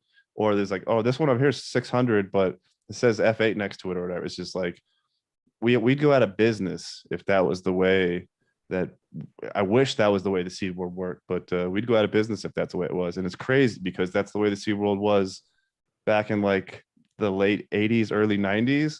And then it just fell apart into like fakeries and now into F1 madness because if a clone becomes hot, if we don't race to reverse it and put it out, then like you're going to miss the window on making any money. It's like no one wants to use the shit that was hot 3 years ago and be like, oh, I just came to market with this dude. They're like, you're late to the game, bro. These other guys over here have already created a fucking market hype fucking clone only and then put it out, reversed it, sold the packs, and it's all junk, as in like you F1 crapped it or you fucking reversed, plop some shit out and put it out. And it's like, yeah. And everyone bit into that bullshit. And that's where we've been for like 2 or 3, 4 years, where people just like cat chasing their tail. It's like we're not really breeding anything cool, new, and dope. Some guys still do it, but the value behind it isn't there. So it's integrity and ethics, I guess, to try to do your best to release the best quality shit that you can, or just selectively choose the guys that are doing the long work. But no, it's like hype beast world. You got to fucking keep releasing a new collab with Supreme style, where it's like just fucking slap this logo on it, slap that logo on it, repackage it, rebrand it, whatever it may be. But let's get it out. And oh, by the way, breeders used to release, I don't know, Serious Seeds has what, 12 fucking strains for 30 years. Cincy Seeds had fucking 10 for, I don't know, 20 fucking years. And it's like then you get into 2000s and all the breeders of fly by night Instagram breeders and shit. I'm not talking shit on anyone directly, but just fly by night Instagram breeders and whatnot. It's like you got fucking a strain dropping every 3 weeks, bro. And if it's every 3 weeks and you're, even Dark Horse, just stay relevant to continue to do it. I put out over 60 fucking strains to this time. When I started, I thought I would be 60 strains for my career. But if I don't continue to put out new shit and push the envelope on some stuff, then we'll just get washed away. So the game has changed. The game has changed. Man, I agree with everything you said. And sadly, I know it sounds kind of suck ass, but it's true though. I've said that for a long, long period of time. That I want to, what I want to see is more what you said it used to be like, in your opinion, is when I buy a pack, I want to know where it's at in the breeding phase. I want to know if it's an F1, 2, F3, F4, F5, F6. Well, I want to know. I want to know where my money is so I can plan on what I'm going to get. You know, you're right. There is hype's going to kill everything I hate hype times hype times hype. It's sad, like you said, it used to be quality breeders. I'm proud about this strain. I've worked it out many a years, but now people, it's a too big of a money thing for a lot of people. They see a quick jump on, and it's sad. It's really sad. Right now is the time, in my opinion, with science catching up, even though I don't agree with the phylos aspect of it all, but it's a good time to figure out some shit. What's real, what's not real, and then fucking work forward, with that. You know what I mean? Correctly, label it chronicling everything correctly. Excuse me about that. No, I got you. As we go along, and I've thought about this for a while, actually, man. And it needs to be, in my opinion, it needs to be a form of AKC. Many will probably say in the dog world, the AKC, like I'm talking about dogs, but the American Kennel Club, the AKC world, probably the dog people will probably say that's a fucked up, corrupt organization. I really don't know, but I can only imagine. But it's something along where it's like purebred. It has papers. It has the lineage and it's traced. If you'd like to breed with this and you want to buy it from me and you want to breed with it, I have 2 sets of papers. It's like, okay, it's 2,000 a pack if you intend to breed, and it comes with full certification of papers with lineage, or it's $100 for home use or whatever the fuck it may be, and you don't get the papers. You can still breed with it, but it's not going to be purebred down the line, where you can follow the track, the papers and everything. And it needs to be set up in a sense where, I guess somehow, just like they do dogs, where you create classes, families, you show all the breeds that you can, and every year you introduce new breeds into the AKC, if you will. I don't know. I don't know enough about it, but it seems to me we almost need to figure out how the dog world works and sort of mimic what they're doing. That way we can paper up strains, and you can say, I have a purebred Bruce Banner strain here. Here's the paperwork, kind of thing. I completely agree with that too. I've said that for a long time as well.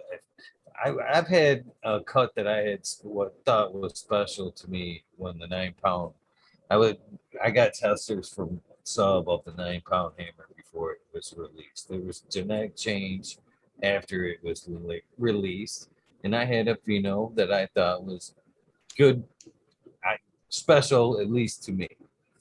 And I asked whoever I gave it to not to pass it along to anybody, like you would. And if you did, please ask me first. Right. And, almost like pay, and in my opinion, that's the way it should be. So there's some kind of trace back, the person that started with could be like, oh yeah, who'd you get it from? Uh-huh. Yeah, I don't think so. You got to paper that. I don't think so. Yeah. It loses its value if it's not papered all of a sudden, you know what I mean? But I don't know. I would hate to see it go the other way, where people were like, let's put markers in plants, because I don't want to see that, because that leads to patents, and I own this and I own that. And it's like, no, you don't need to own it. Nobody owns the St. Bernard breed line. It's just the breed line. You know what I mean? You have papers saying your St. Bernard is real, but you don't own all St. Bernards. You know what I mean? So I'm just sort of like, if you start putting trackers or DNA genetic markers and shit and stuff, that way you can see bred out down the line. Like, oh, it looks like here you have 1/10 Bruce Banner in your cross, and you owe me fucking, I don't know, royalties for 1/10 of every seed you've ever sold. By the way, here's my lawsuit. It's like, man, fuck all that noise. It's like, but can we have it in a sense where it's like, yeah, I don't know. Again, back to the dog thing. I just think that markers is a horrible thing, because it leads to like ownership of strains, whereas AKC is like, no, it's a class of a dog, or it's a breed of dog, and your dog is authentic, but you don't own the entire breed of dog. I don't know if royalty like thing would be correct. I think, I think that was a tip Philos' of the hat. thing. You know what I mean? I used your gear to create this type of strain. Yeah, Right. But it'll be abused. Well, I might say, sure, bro, go ahead. Tip of the hat. Appreciate it. I see it's in there. Great. Even, put a little thing on the pack. Dark Horse. Love you. But somebody else would be like, motherfucker, I want money. You know what I mean? And it's like, it's going to get more cutthroat down the line. Whereas Yeah, it'll get more cutthroat, then it'll get more friendly. I tell you that moving forward. Well, one of the other things, and like I said, I'm still a little leery of like the general bank of genetics and like the markers, like you say. But I am excited about the point where we are with like tissue culture. Uh, Say we figure out what the fuck we got. You know what I mean? And like breeders like yourself are able to tissue culture some of your mom and pop. So like if you ever have to recreate, you've got the exact same stock. You can move forward with other things you find and not necessarily have to house mom and pop. You could always tissue culture it back, but not have to do like a pheno hunt. Yeah, I mean, and because as you know, I mean, even with the second recreation of Bruce Banner there, even though you've got close genetics there, unless you've really popped and fished, found a brother out of that very same first pack, it's hard to accurately recreate a strain from, popping packs. Even you as a breeder, I would think, would still have some trouble recreating, going, Yeah, yeah, that's what I looked for in dad, and that was close to mom. You know what I mean? right. But No, if you're you could exactly right. tissue culture now and bring them back, you could Well, bring back kick ass same seeds forever, couldn't you? oh Or do yeah, in, they, th- in theory, or that's yes. another question I have for you is how much is like in humans, every time mom and dad make a child, that batch is different. Do you see that in seeds?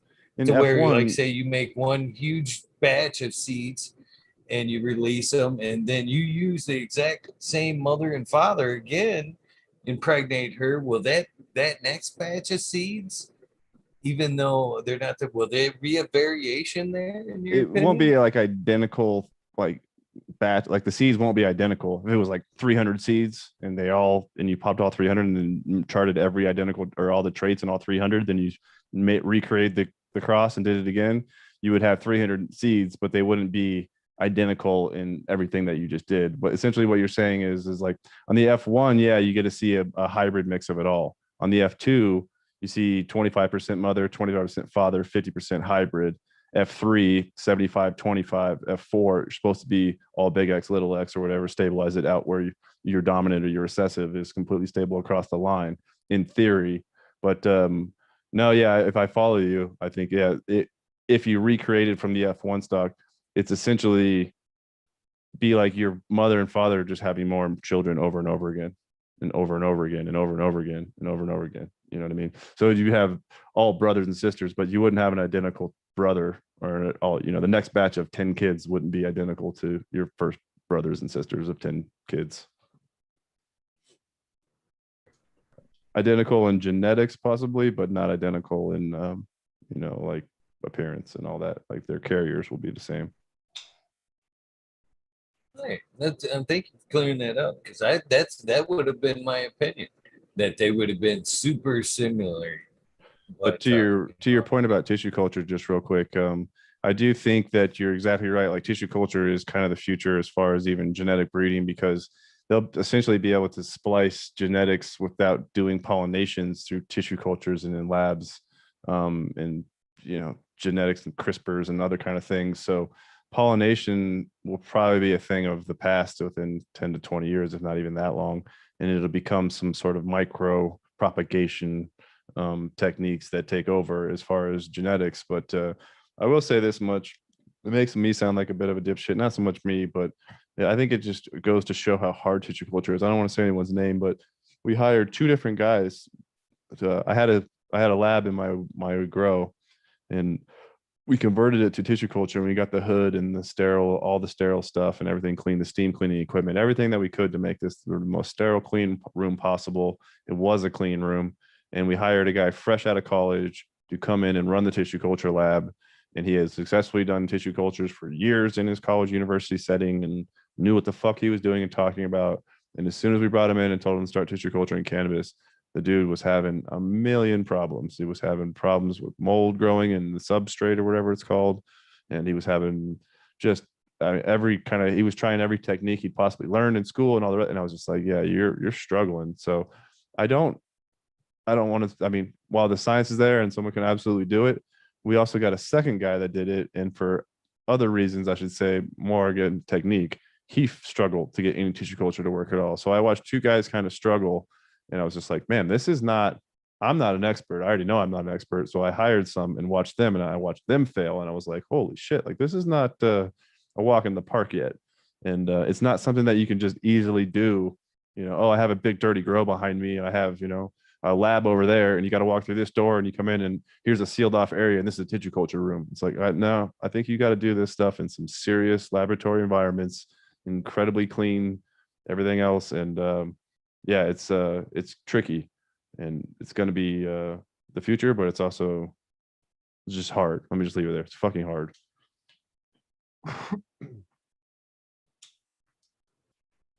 So how'd you come up with the name Dark Horse? I'm curious on that. It's kind of a long story, but I'll give you the Cliff Notes version. So that first dispensary that I mentioned in Colorado that I started, that was called Delta 9. That's also why, if anybody that's confused about Delta 9 and Bruce Banner, there's a Delta 9 Seeds, which is in Amsterdam. It's Ed Borg. He's actually a friend of mine, and he's always really cool and directs people back to the Dark Horse. But people think Delta 9 made Bruce Banner, but Delta 9 was actually the name of the shop that I had when I released Bruce Banner. But regardless, Delta 9 was my first dispensary in 2011.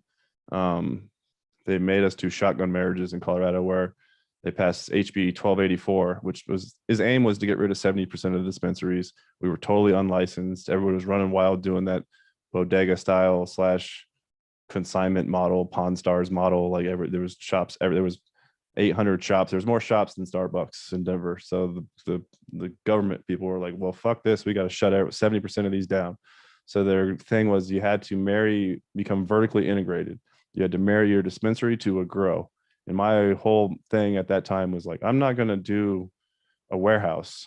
Weed grows better in basements. Warehouse weed always sucks. So I'd rather have 5 to 10 grow houses across this city and blow up the basements, and I'll get the weed from there for my dispensaries.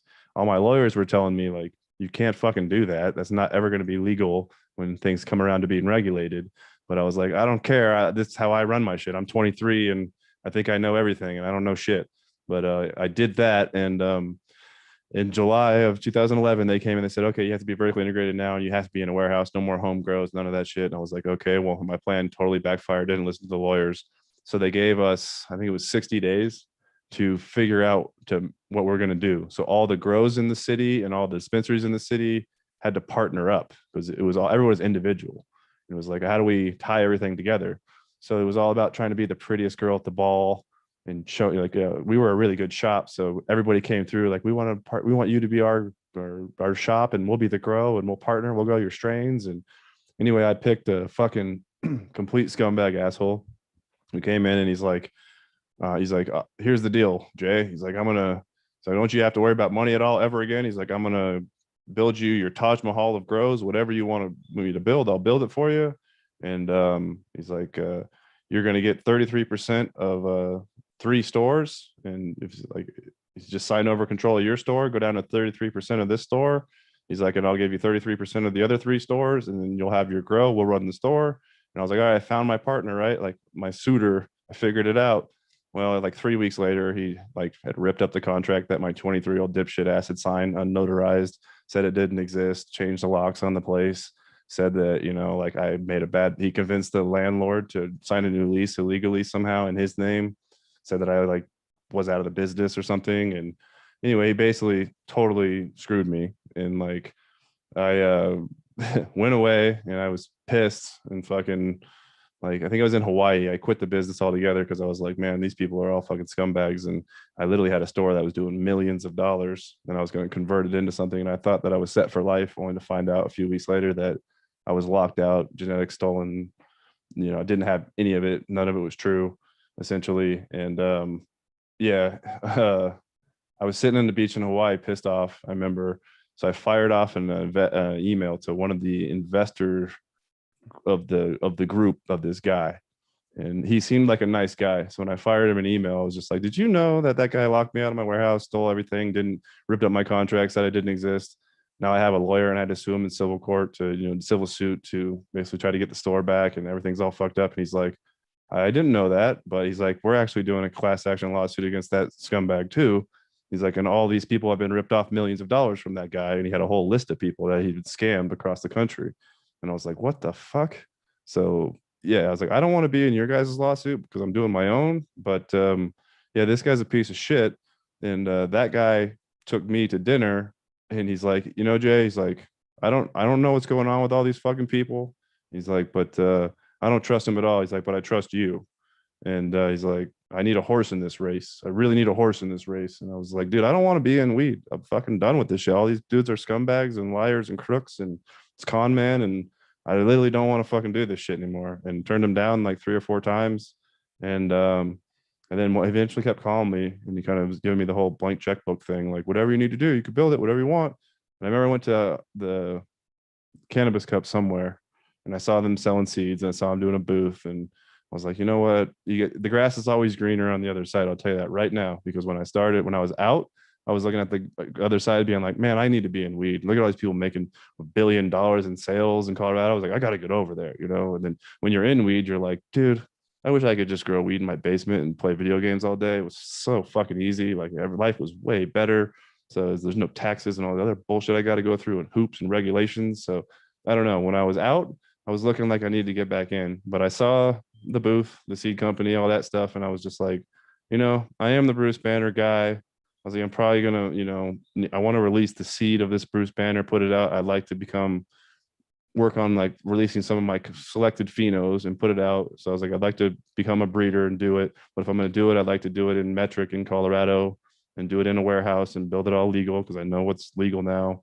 And the guy called me up, and then he's like, "I still need that horse in this race." And I was like, "Well, we're calling it Dark Horse Genetics." And I was like, "I'm your horse, and you're going to fund me, and this is what I need. You build this warehouse, and I'm going to put in 4 breeding rooms, and we're going to make our shit, and I'm going to sell the seeds, and we're going to do our thing." And I don't know. Yeah, my investor found me by not being a piece of shit, by being one of the only ethical people in a sea of fucking dog shit. And sometimes it's, you don't have to beg for the money. They just come to you because you're honest, I guess, in a sea of fucking crap. But yeah, long story. But Dark Horse is named after my investor really needing a fucking horse in this race, apparently. And he picked me. He horsed up me. Great story, brother. It's shitty that it happened to you, but it's a great story that you pushed through, and I'm glad you pushed through, man. Fucking people can fucking be fucking frustrating sometimes, and something like that could really, really fucking make you not want to deal with people. So I'm glad you were stayed somewhat optimistic and pushed on. Yeah, and so I am had I. to ask. I had to ask. There's No, no, well, yeah, the no dark worries. horse things, puts out a mystique like thing anyway. There's always that mystique around the dark horse. I mean, I would say So this too. All the strain names I have up until recently, because I mean, gotten quite a bit of them, but I would say all the strain names I have all have a secret meaning. So everything I ever did, everything I ever named, it was a pun on something. It was a secret meaning. It was a dig at somebody or someone, or it was an inside joke about something. Almost every strain I have is an inside joke, including a lot of them to this day. A few of them I just name because I like them, but almost all of them have something to do. And I will not disclose most of why or what they are or who or what they're about. But yeah, they all mean something to me. that's funny. Well, I guess it would be back up to Ned Devers' question there. He's wanting to know the difference between Hulkamania and Savage Hulk. It's Banner 3 and Banner 5. Um, the the Hulkamania is Banner 3, and the Savage is Banner 5. I think personally, the Savage turned out a little bit better on that cross. I spoke earlier in the show about Romeo and Juliet from the guy JLP, and how he did the same cross 2 ways, kind of. That was sort of a nod to him when I was like, I wonder what one will be better. I was like, if we do, the Banner 3 or the Banner 5. Um, and yeah, that cross in particular, it's my 3 favorite strains. Dosey, Banner, Skittles. And again, the banner was or I'm sorry, the banners were the female on that side. So I had the banner 3 and the banner 5. And then we hit, I think it was, I'm going to fuck this up too.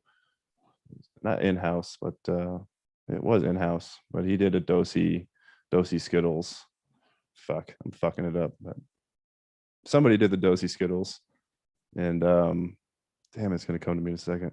Regardless, but I used that mail. I found a really pretty decent mail out of there, but it was a shortcut cheat sheet because like I like to use my own mails and generally most of the crosses that I make, or I try to in the future here.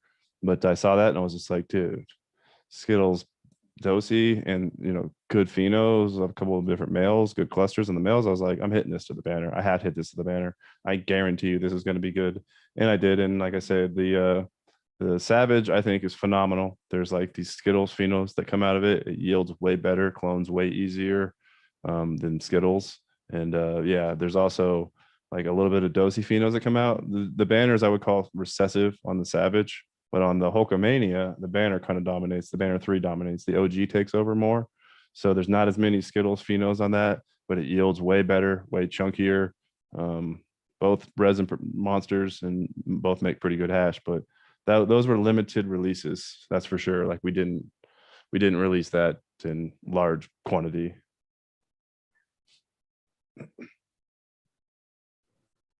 Mr. Chad Westport in chat would like to know, where did you get the genetics to start back up? Where did I get genetics to start it up? Sorry, one more time. He's asking, where did you get genetics to start back up? I'm guessing after being locked out. Oh, as far as the warehouse and all that other stuff. Yeah, at that time, again, I wasn't a breeder at that time. So my the deal that we had on that was I went into a warehouse that was already there. It was supposed to be retrofitted into something else. So I had brought in what was hot in that time, like some Wi-Fi OG, fuck, maybe he's an OG. But yeah, I had all the stuff at my house also. So I shouldn't say lost all my genetics, just being locked out of my genetics, but at that place, yeah, I wouldn't consider anything I had there like stupid fire. Well, I did have my OG and my Juliet and all the other stuff, but those guys had no idea what they had, and those plants were never made it beyond that anyway.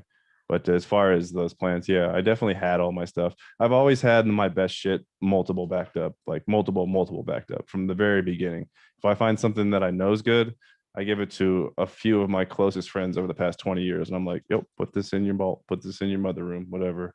Even some of my family members, I'm just like, yeah. I actually lost Bruce Banner 3 at one point and had to get it back from a family member in Missouri, of all people. I was just like, dude, my cut is not there. I need to come get it from you. I gave it to you directly like 6 years ago. I'm coming to your doorstep in 3 days. Need my cut.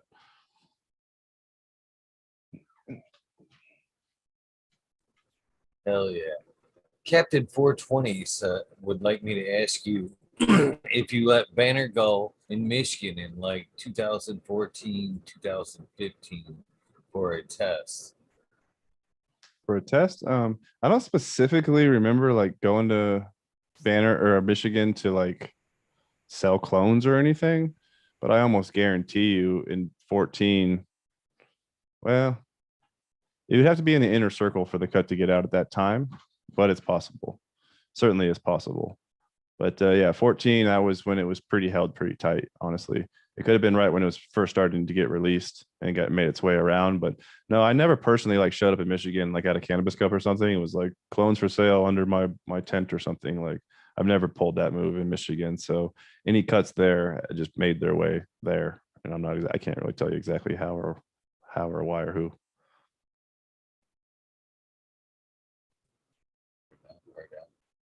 So I hear that you do like to pick your own males. How important do you feel that the male is to the breeding project, and what are you looking for in your When I say I like to make my own males, I just think it avoids controversy. Like if you just buy a pack of somebody and then grab their male and hit it to every clone on the market, it's lazy. It's like you didn't really do anything. So I think developing a strain, I mean, you have to start there. I'm not saying you can't do that, but to sell that pack and then just continue, that's your business model, is to buy, seeds and then grab a male out of something and then hit it to every hot clone only that you can find and put all those seeds out. It's not really breeding as much as it is just sort of putting shit out nonstop or whatever. But if you can then skip that step, or you do that step and skip selling it and then go through those seeds and you find some unique male. So it's so and so's dude shit to this dude shit, but it's a male of that, and those seeds never were on market anywhere. It's like, look, I created this male. I'm a step removed from just using everyone's shit.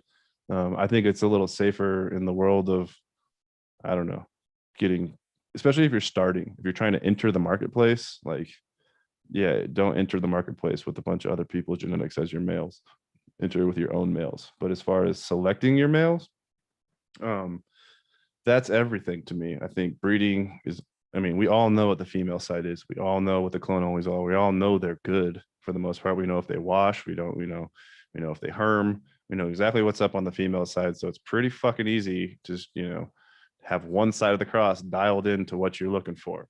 The male side is everything, because you need really good, flower formations. You need good structure. You need a good stem rub, but it is a thing. So you're trying to get any kind of fucking smell off of it that you can, which is more about structure and internode spacing. You don't want males that go, all males want to be taller than the canopy. So they generally shoot up tall, right? Like that's the thing in males. They want to be above the females to drop the pollen on top of them. But you don't want males that just shoot 6-inch length, internode length or something like that, where you get little clusters every 6 to 12 inches and you get these tall, lengthy plants, because it's going to breed through to the females. So you're looking for males that have shorter internode length, that have good cluster flower formations. Males still form the flower. It's just the pollen sacs. So you want those to be tight in little balls, and as they go up. Structure, pollen sacs, even a little stem rub.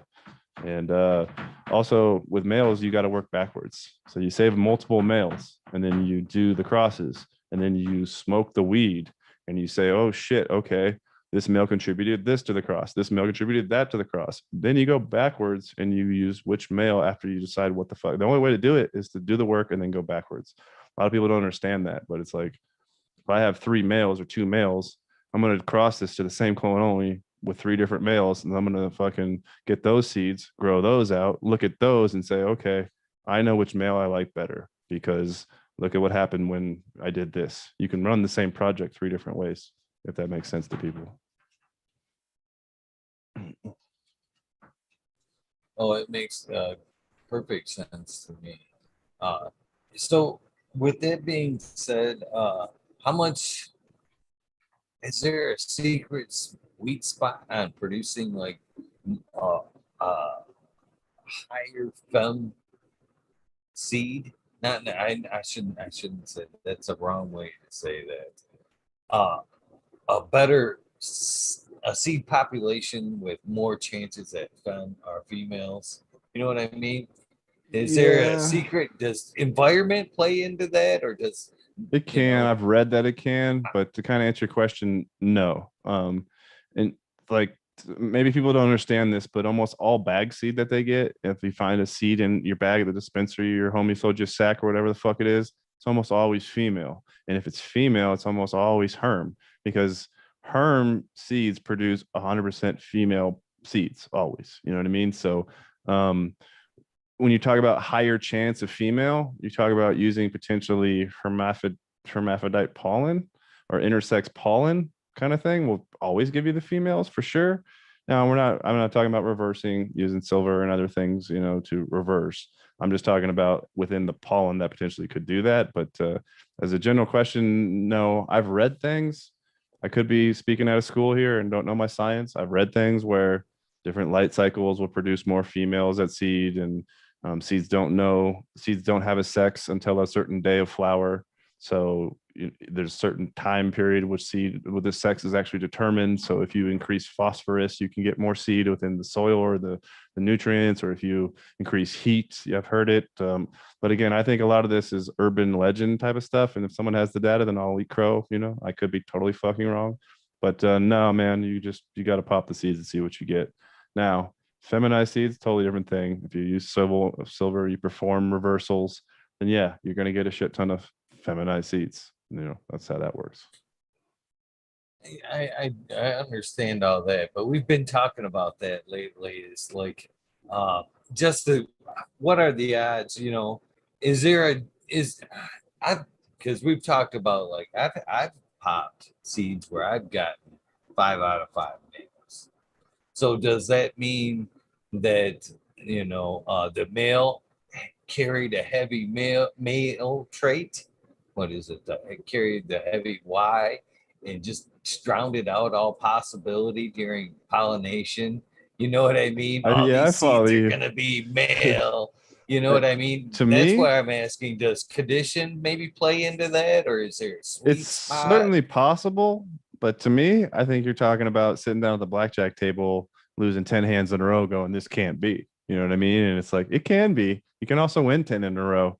You know what I mean? And it's a course of time. So if you were to pop 500 of those seeds or 1,000 of those seeds, I don't think your ratio would hold true. It's just when you get it down to the micro scale size of a singular pack, I think sometimes you lose that lottery. You know what I mean? Oh man, But I hate to think that was the again, case. That's bad luck right there. but again, dude, I mean, people will probably argue blue in the face, and I don't have the data, and I've never really experimented to do my own controls of variables, and I don't really have the data for it. But yeah, I'm sure environmentals can play with sex a little bit. I know for a fact, fucking what the light can produce herms. We already know that. You know what I mean? So yes, environment can stress can potentially have a factor on sex, but again, I'm speaking out of school on this. I'm this is my theories. Right. Well, I've got questions, and I've got a great, award-winning breeder in front of me. I can't help but ask a few questions. So how we looking here? We're coming up on the 2 hour mark. You said we could go, 1.5, maybe two. I I just said, wanted yeah, to kind of I touch base with you here. give you till like roughly midnight my time, or 11:45 ish my time, 15-20 more minutes or whatever. I think I can hang with you. But yeah, I apologize everybody. I don't think I could do the full 4 hours. I just 420 kicked my ass, man. We got it was 3 or 4 nights in a row, staying up till 5 in the morning packing orders. So it's catching up to me, and I'm starting to feel fucking old. I feel old now. No, But yeah, I can don't roll with you a feel little bit that, man. longer. Good. That I prefer to check in than try to, keep beating the horse for a bad pun. No, you're good, Because man. I would rather you leave, having a good time on the show and be willing to come back at some point. You know what I mean? Uh, yeah, it just works out to be better with that. I guess with the knowing I've got 15 minutes left, I guess we might as well kind of head right into that. I don't know if you've had a chance to check out the show or what goes on the channel here, but there's a few things that happen here on the show or on this channel, other than being what I would love to get you back on another like one-on-one like this, because I I can tell that you're just full of fucking great information there. But we there's three versions of this show or what goes on this channel. There's the spotlight, fucking talking shit with Eagle. And then if the guest doesn't go completely to the 420 mark, then I pick things up with what I call, it used to be the rabbit hole, but we kind of changed it. Long story into that. But now it's the wormhole. And the wormhole is open to basically all past guests.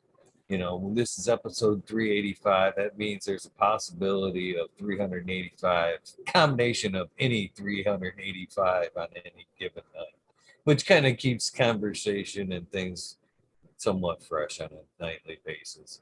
But now that you've done the spotlight episode, that's the way to get to the wormhole. So please, Got you. keep that in mind. The Zoom number is always the same. That invitation is always the same. If you see somebody hanging out on the show or we're talking about a conversation, it goes pretty broad. Sometimes it could be cannabis, any phase, organics, breeding, lights, la da da da. Sometimes, as stoners, we get off base a little bit and conspiracy theories and maybe a little bit of psychedelics, stuff like that. It can be pretty deep some nights. Some a lot of fun, but if you happen to come across the channel and it interests you, please join us. You know what I Yeah. mean? It would be an honor not just for myself, but the folks that are in there at the time. I always like to hang out with some respectable folks too. It's always cool to, hey, you know who I got to smoke and hang out with today a little bit? Dark Horse fucking genetics, Bruce Banner. You know what I mean? So you know what I mean. It's always an honor to Yeah, dude, hang out with it'd be a somebody pleasure, cool like man. Like I yourself. say, I've seen a few episodes, or I've kind of tuned in for a few minutes here and there. I've seen you guys on, but it's an honor to or get honored to be a guest. And yeah, like I say, now that I'm into the wormhole, then yeah, I might have to hang out every now and again, man. It was cool. Appreciate it, man. We all would look forward to that. And yeah, man, it's been a great pleasure to get you on tonight. That I hope that you much more success in the street. I hope 420 just muted myself there. Kick your ass too much. I hope that you have plenty of stock to fill this 21 year full of dark horse genetics. I hope that the yearn or the need for dark horse is strong, throughout the year. Yeah, I would Do you have say any things coming up that is on the hush hush that you might want to give them a little bit of a hint of something to be coming out sometime soon? yeah, man, we actually haven't done a release, I don't think, in a whole year, which is probably the longest I've ever gone without a release. But I'm working on Fem Project, which I never really officially released like a full on Fem project. We've done limited Fem releases here or there, but I'm releasing feminized Bruce Banner. We're gonna just do Banner 3 S1s. There'll be Banner 3 to Banner 5s. There'll be like Banner to some of the gelatos and the Skittles. So I think it'll be a handful of different stuff. I mean, Scotties are in there. There's just a different, like a whole smorgasbord of shit that I sort of threw feminized Bruce Banner pollen on, and we're kind of going through that now. And I think that we're going to release a decent chunk of it as a feminized release. I'm still going to continue to do my regular releases as far as regular seeds, but we work a lot in Europe, and the Europeans are just like, where the fuck is the feminized shit? And we get knocked off a lot on the feminized stuff. So I'd rather put out a real version so I don't have to continually like let people down and be like, that's not real when they show me these weird Europe packs of like Bruce Banner and stuff. So yeah, that's coming. And I think that the demand will be pretty high on a feminized Bruce Banner 3 release. So I'm intent to make a large batch of it and remake it and release it a few times.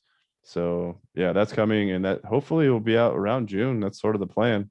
So we're rapidly approaching June, and I'm trying to get all the packaging together and everything sorted. So yeah, I'm excited about that. I think a big drop coming in June.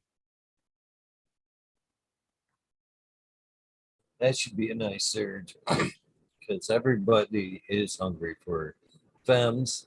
I'd like to. I'm a reg guy myself, Yeah. but I like to have the option of having some femmes laying around, just especially when I don't have room to spare. You don't always have room to drop, a 10 or whatever. You just want to sneak in one or two or something new into the garden and want to have 100% success of getting that female. So femmes are nice to fill that slot. Oh man, it's so tight. I only got room for three in my count. Three in my count. I I need three ladies. I Fellas. definitely like went against what I said I would do, which was I was never going to get in the feminized seed world when I introduced in 2014 or whatever it was. I was like, yeah, we're not going to do feminized seeds. I don't want to do feminized seeds. I kind of against feminized seeds, regular seeds all day. It's where I want to go.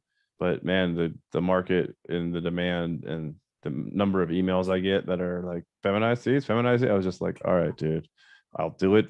We'll do it for you guys. We'll put it out. We'll do it. You know what I mean? And although I've come, I won't say turn full 360 or full 180 on my hate of feminized seeds.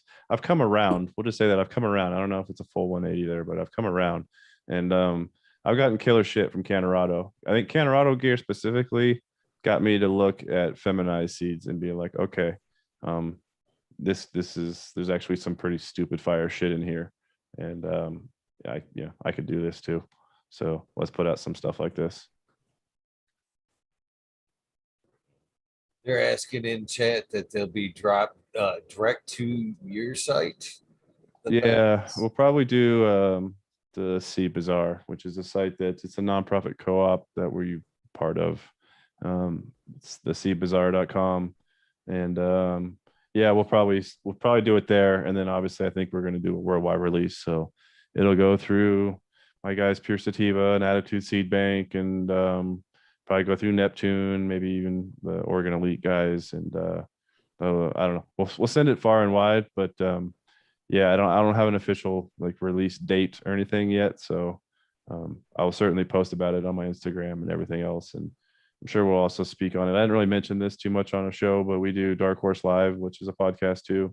So every Wednesday we do a show. I don't have the stamina for you, dude. You go every night. It seems like I think you do every day, but you go every night, and I give you all the credit in the world, dude. Because once a week I'm fucking like running around being like, I need to do a show. I need a guest. I need to figure out how the fuck to, what we're going to talk about and what we're going to do. And yeah, I don't know. I have way more respect for podcasters or video show guys or whatever than I did when I started. I thought like, oh, that'd be easy.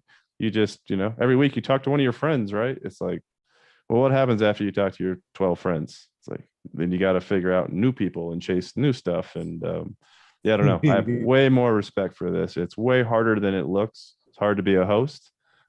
So yeah, it was a challenge for me. And I was just like, I want to put myself in uncomfortable positions as far as, in business wise and stuff like that. So I was just like, all right, dude, what am I not afraid of? But what would, what what would challenge me? What would make me uncomfortable? So it was like, put me in a fucking camera, give me a microphone, and let me figure it out. Well, I'm not really necessarily afraid of going on air. It's more just like, I don't know. It was certainly a challenge. When I watched Dark Horse Live episode 1, I'm like, holy shit, that's terrible.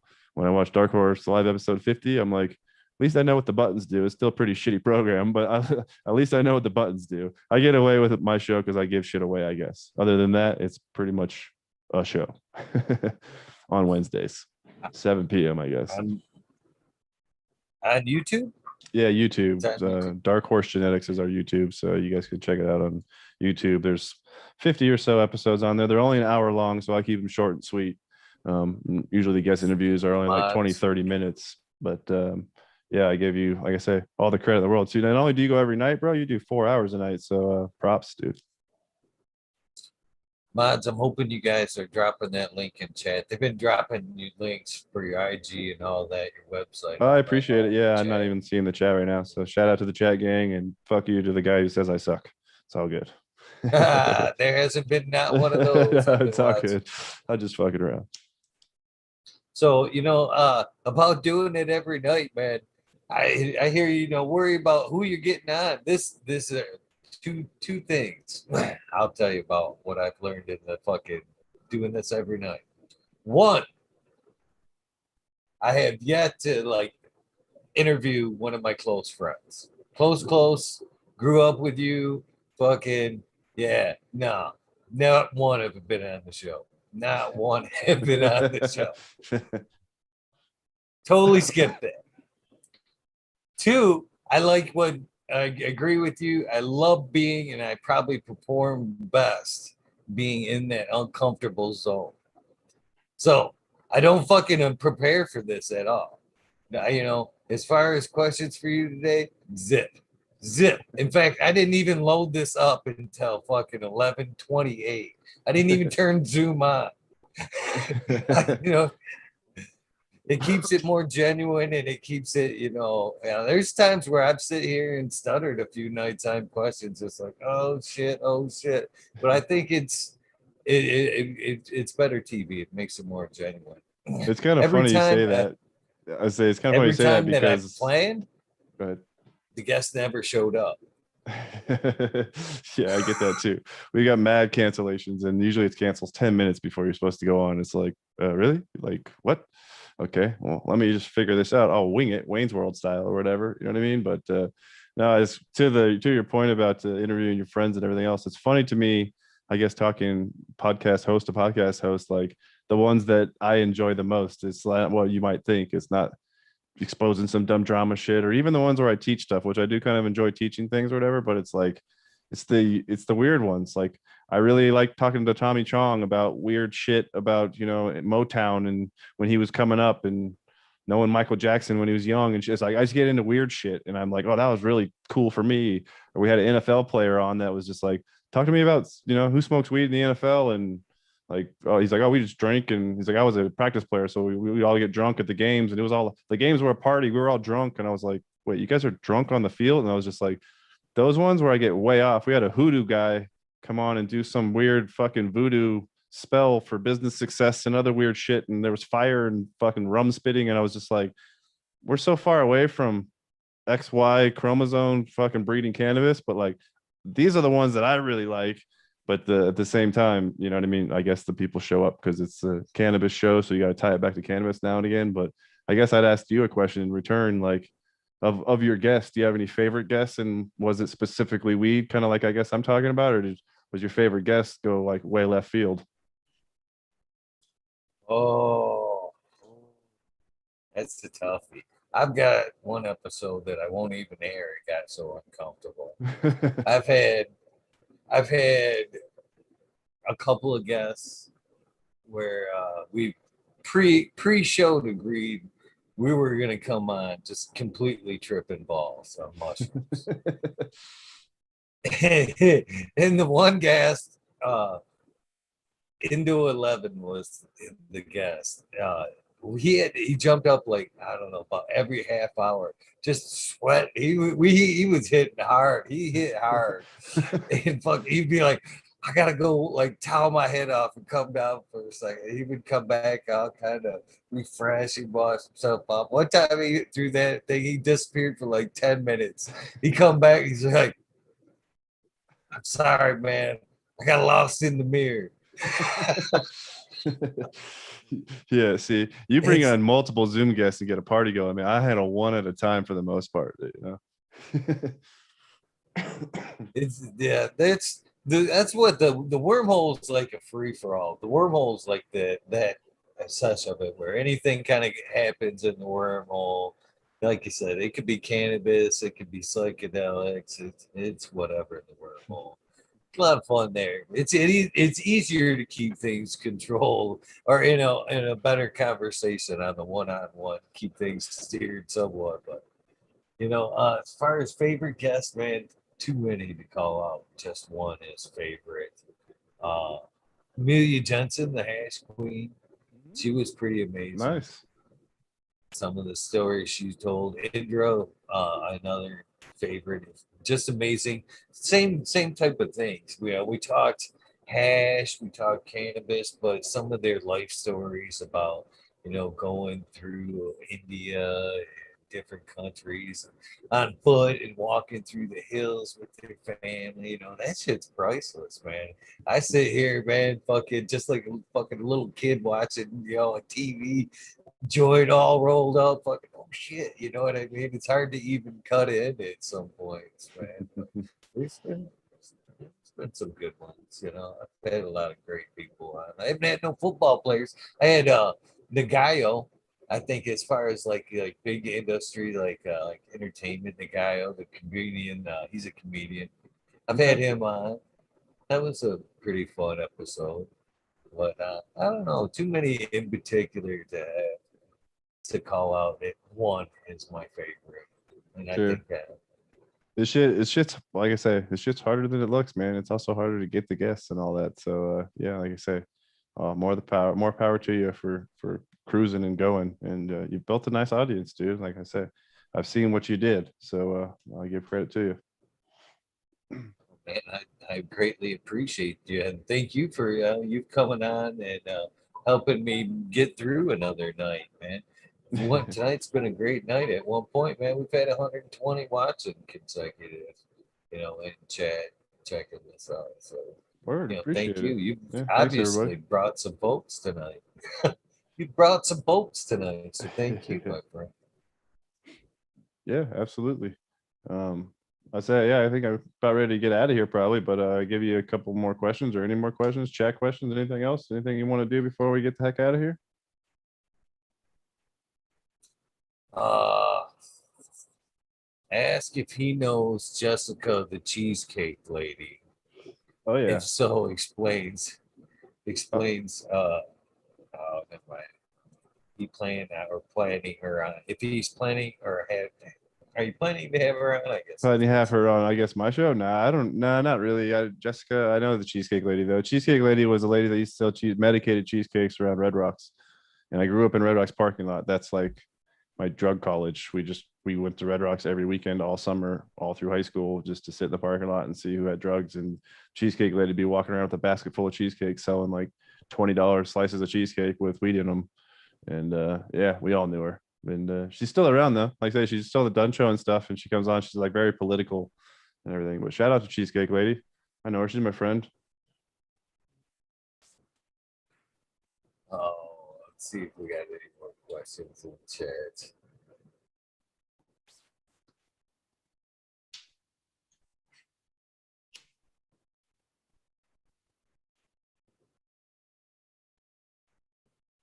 Oh, Captain 420 was wondering he knows somebody that had clones in Michigan in 2014, 2015 in the Flint area. It's very His likely. comment back to that was, It's very likely. Again, I'm not going to say you didn't have it at all. I think it's very likely that you did. And I do think Michigan was probably one of the earliest places that we saw Bruce Banner pop up of all the other states, because it was certainly in Colorado. It was in Montana because I had made it there and we left it there. And it was in Colorado. And yeah, I think Montana, or I'm sorry, Michigan was probably like second where it appeared. And then it appeared Cali and Oregon and I don't know, swept the nation.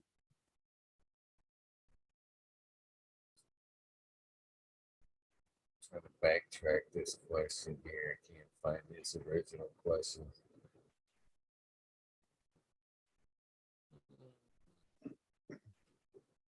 I think I'm going to save them. I'm going to save them. Oh, if you have any more questions, make sure I didn't miss any while I was scrolling up. Bendo Dope was another favorite. Thank you for passing that one out there. So I guess we'll wrap this one up. So one thing I'd like to get from you, hopefully I could get from you, corny thing I do, I don't know if you caught this, is the soundbite, my friend. And that is like the old school, like Rockstar when they come on and hey, I'm on 105.5, K Rock. Basically, that's what I'm looking for is something along the lines. Hey, this is Dark Horse Genetics, and I'm on fucking talking shit with Eagle, episode 385. You can add whatever you'd like to it, but this is gonna be pretty much the commercial for this year episode. Okay, tell me I'm when you're ready ready, boss. whenever. I'll give you a couple of versions. I'm ready. Let me looking straight in the camera.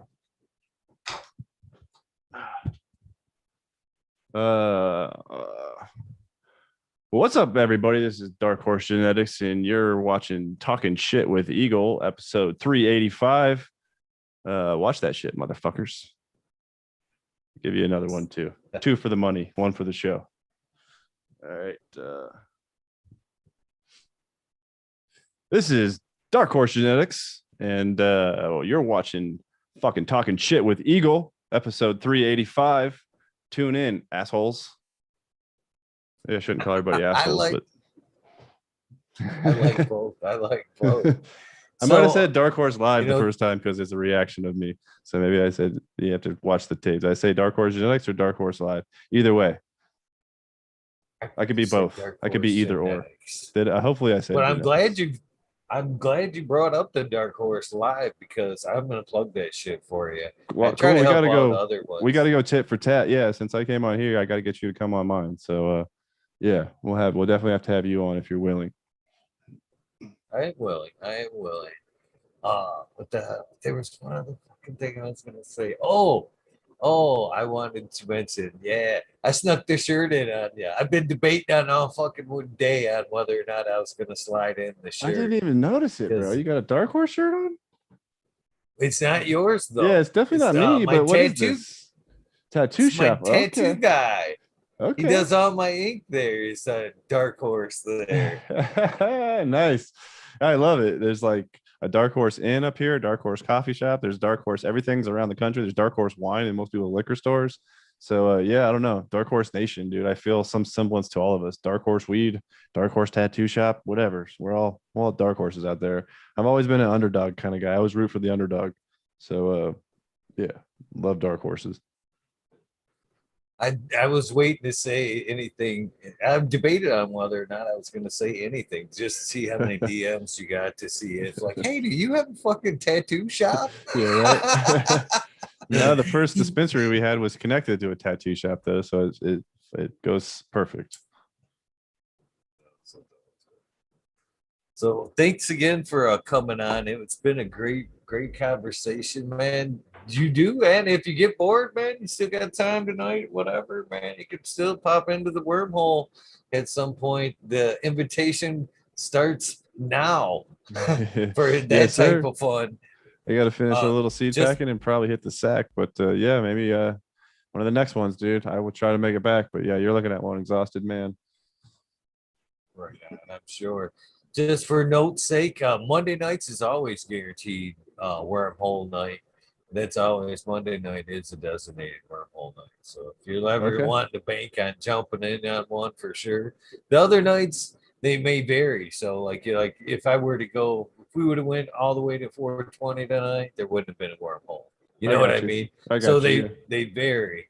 They vary from time and when they're popping up. But one day Monday is for sure a wormhole. So just If you throwing ever get that out stuck or there. whatever, jump in the DM, man. I'm happy to jump on it, fill a hole for you, or jump in your wormhole. So you got the DMs, just hit it up, and I'll come back on. I'll set you up about doing our show. So once again, yeah, I appreciate it.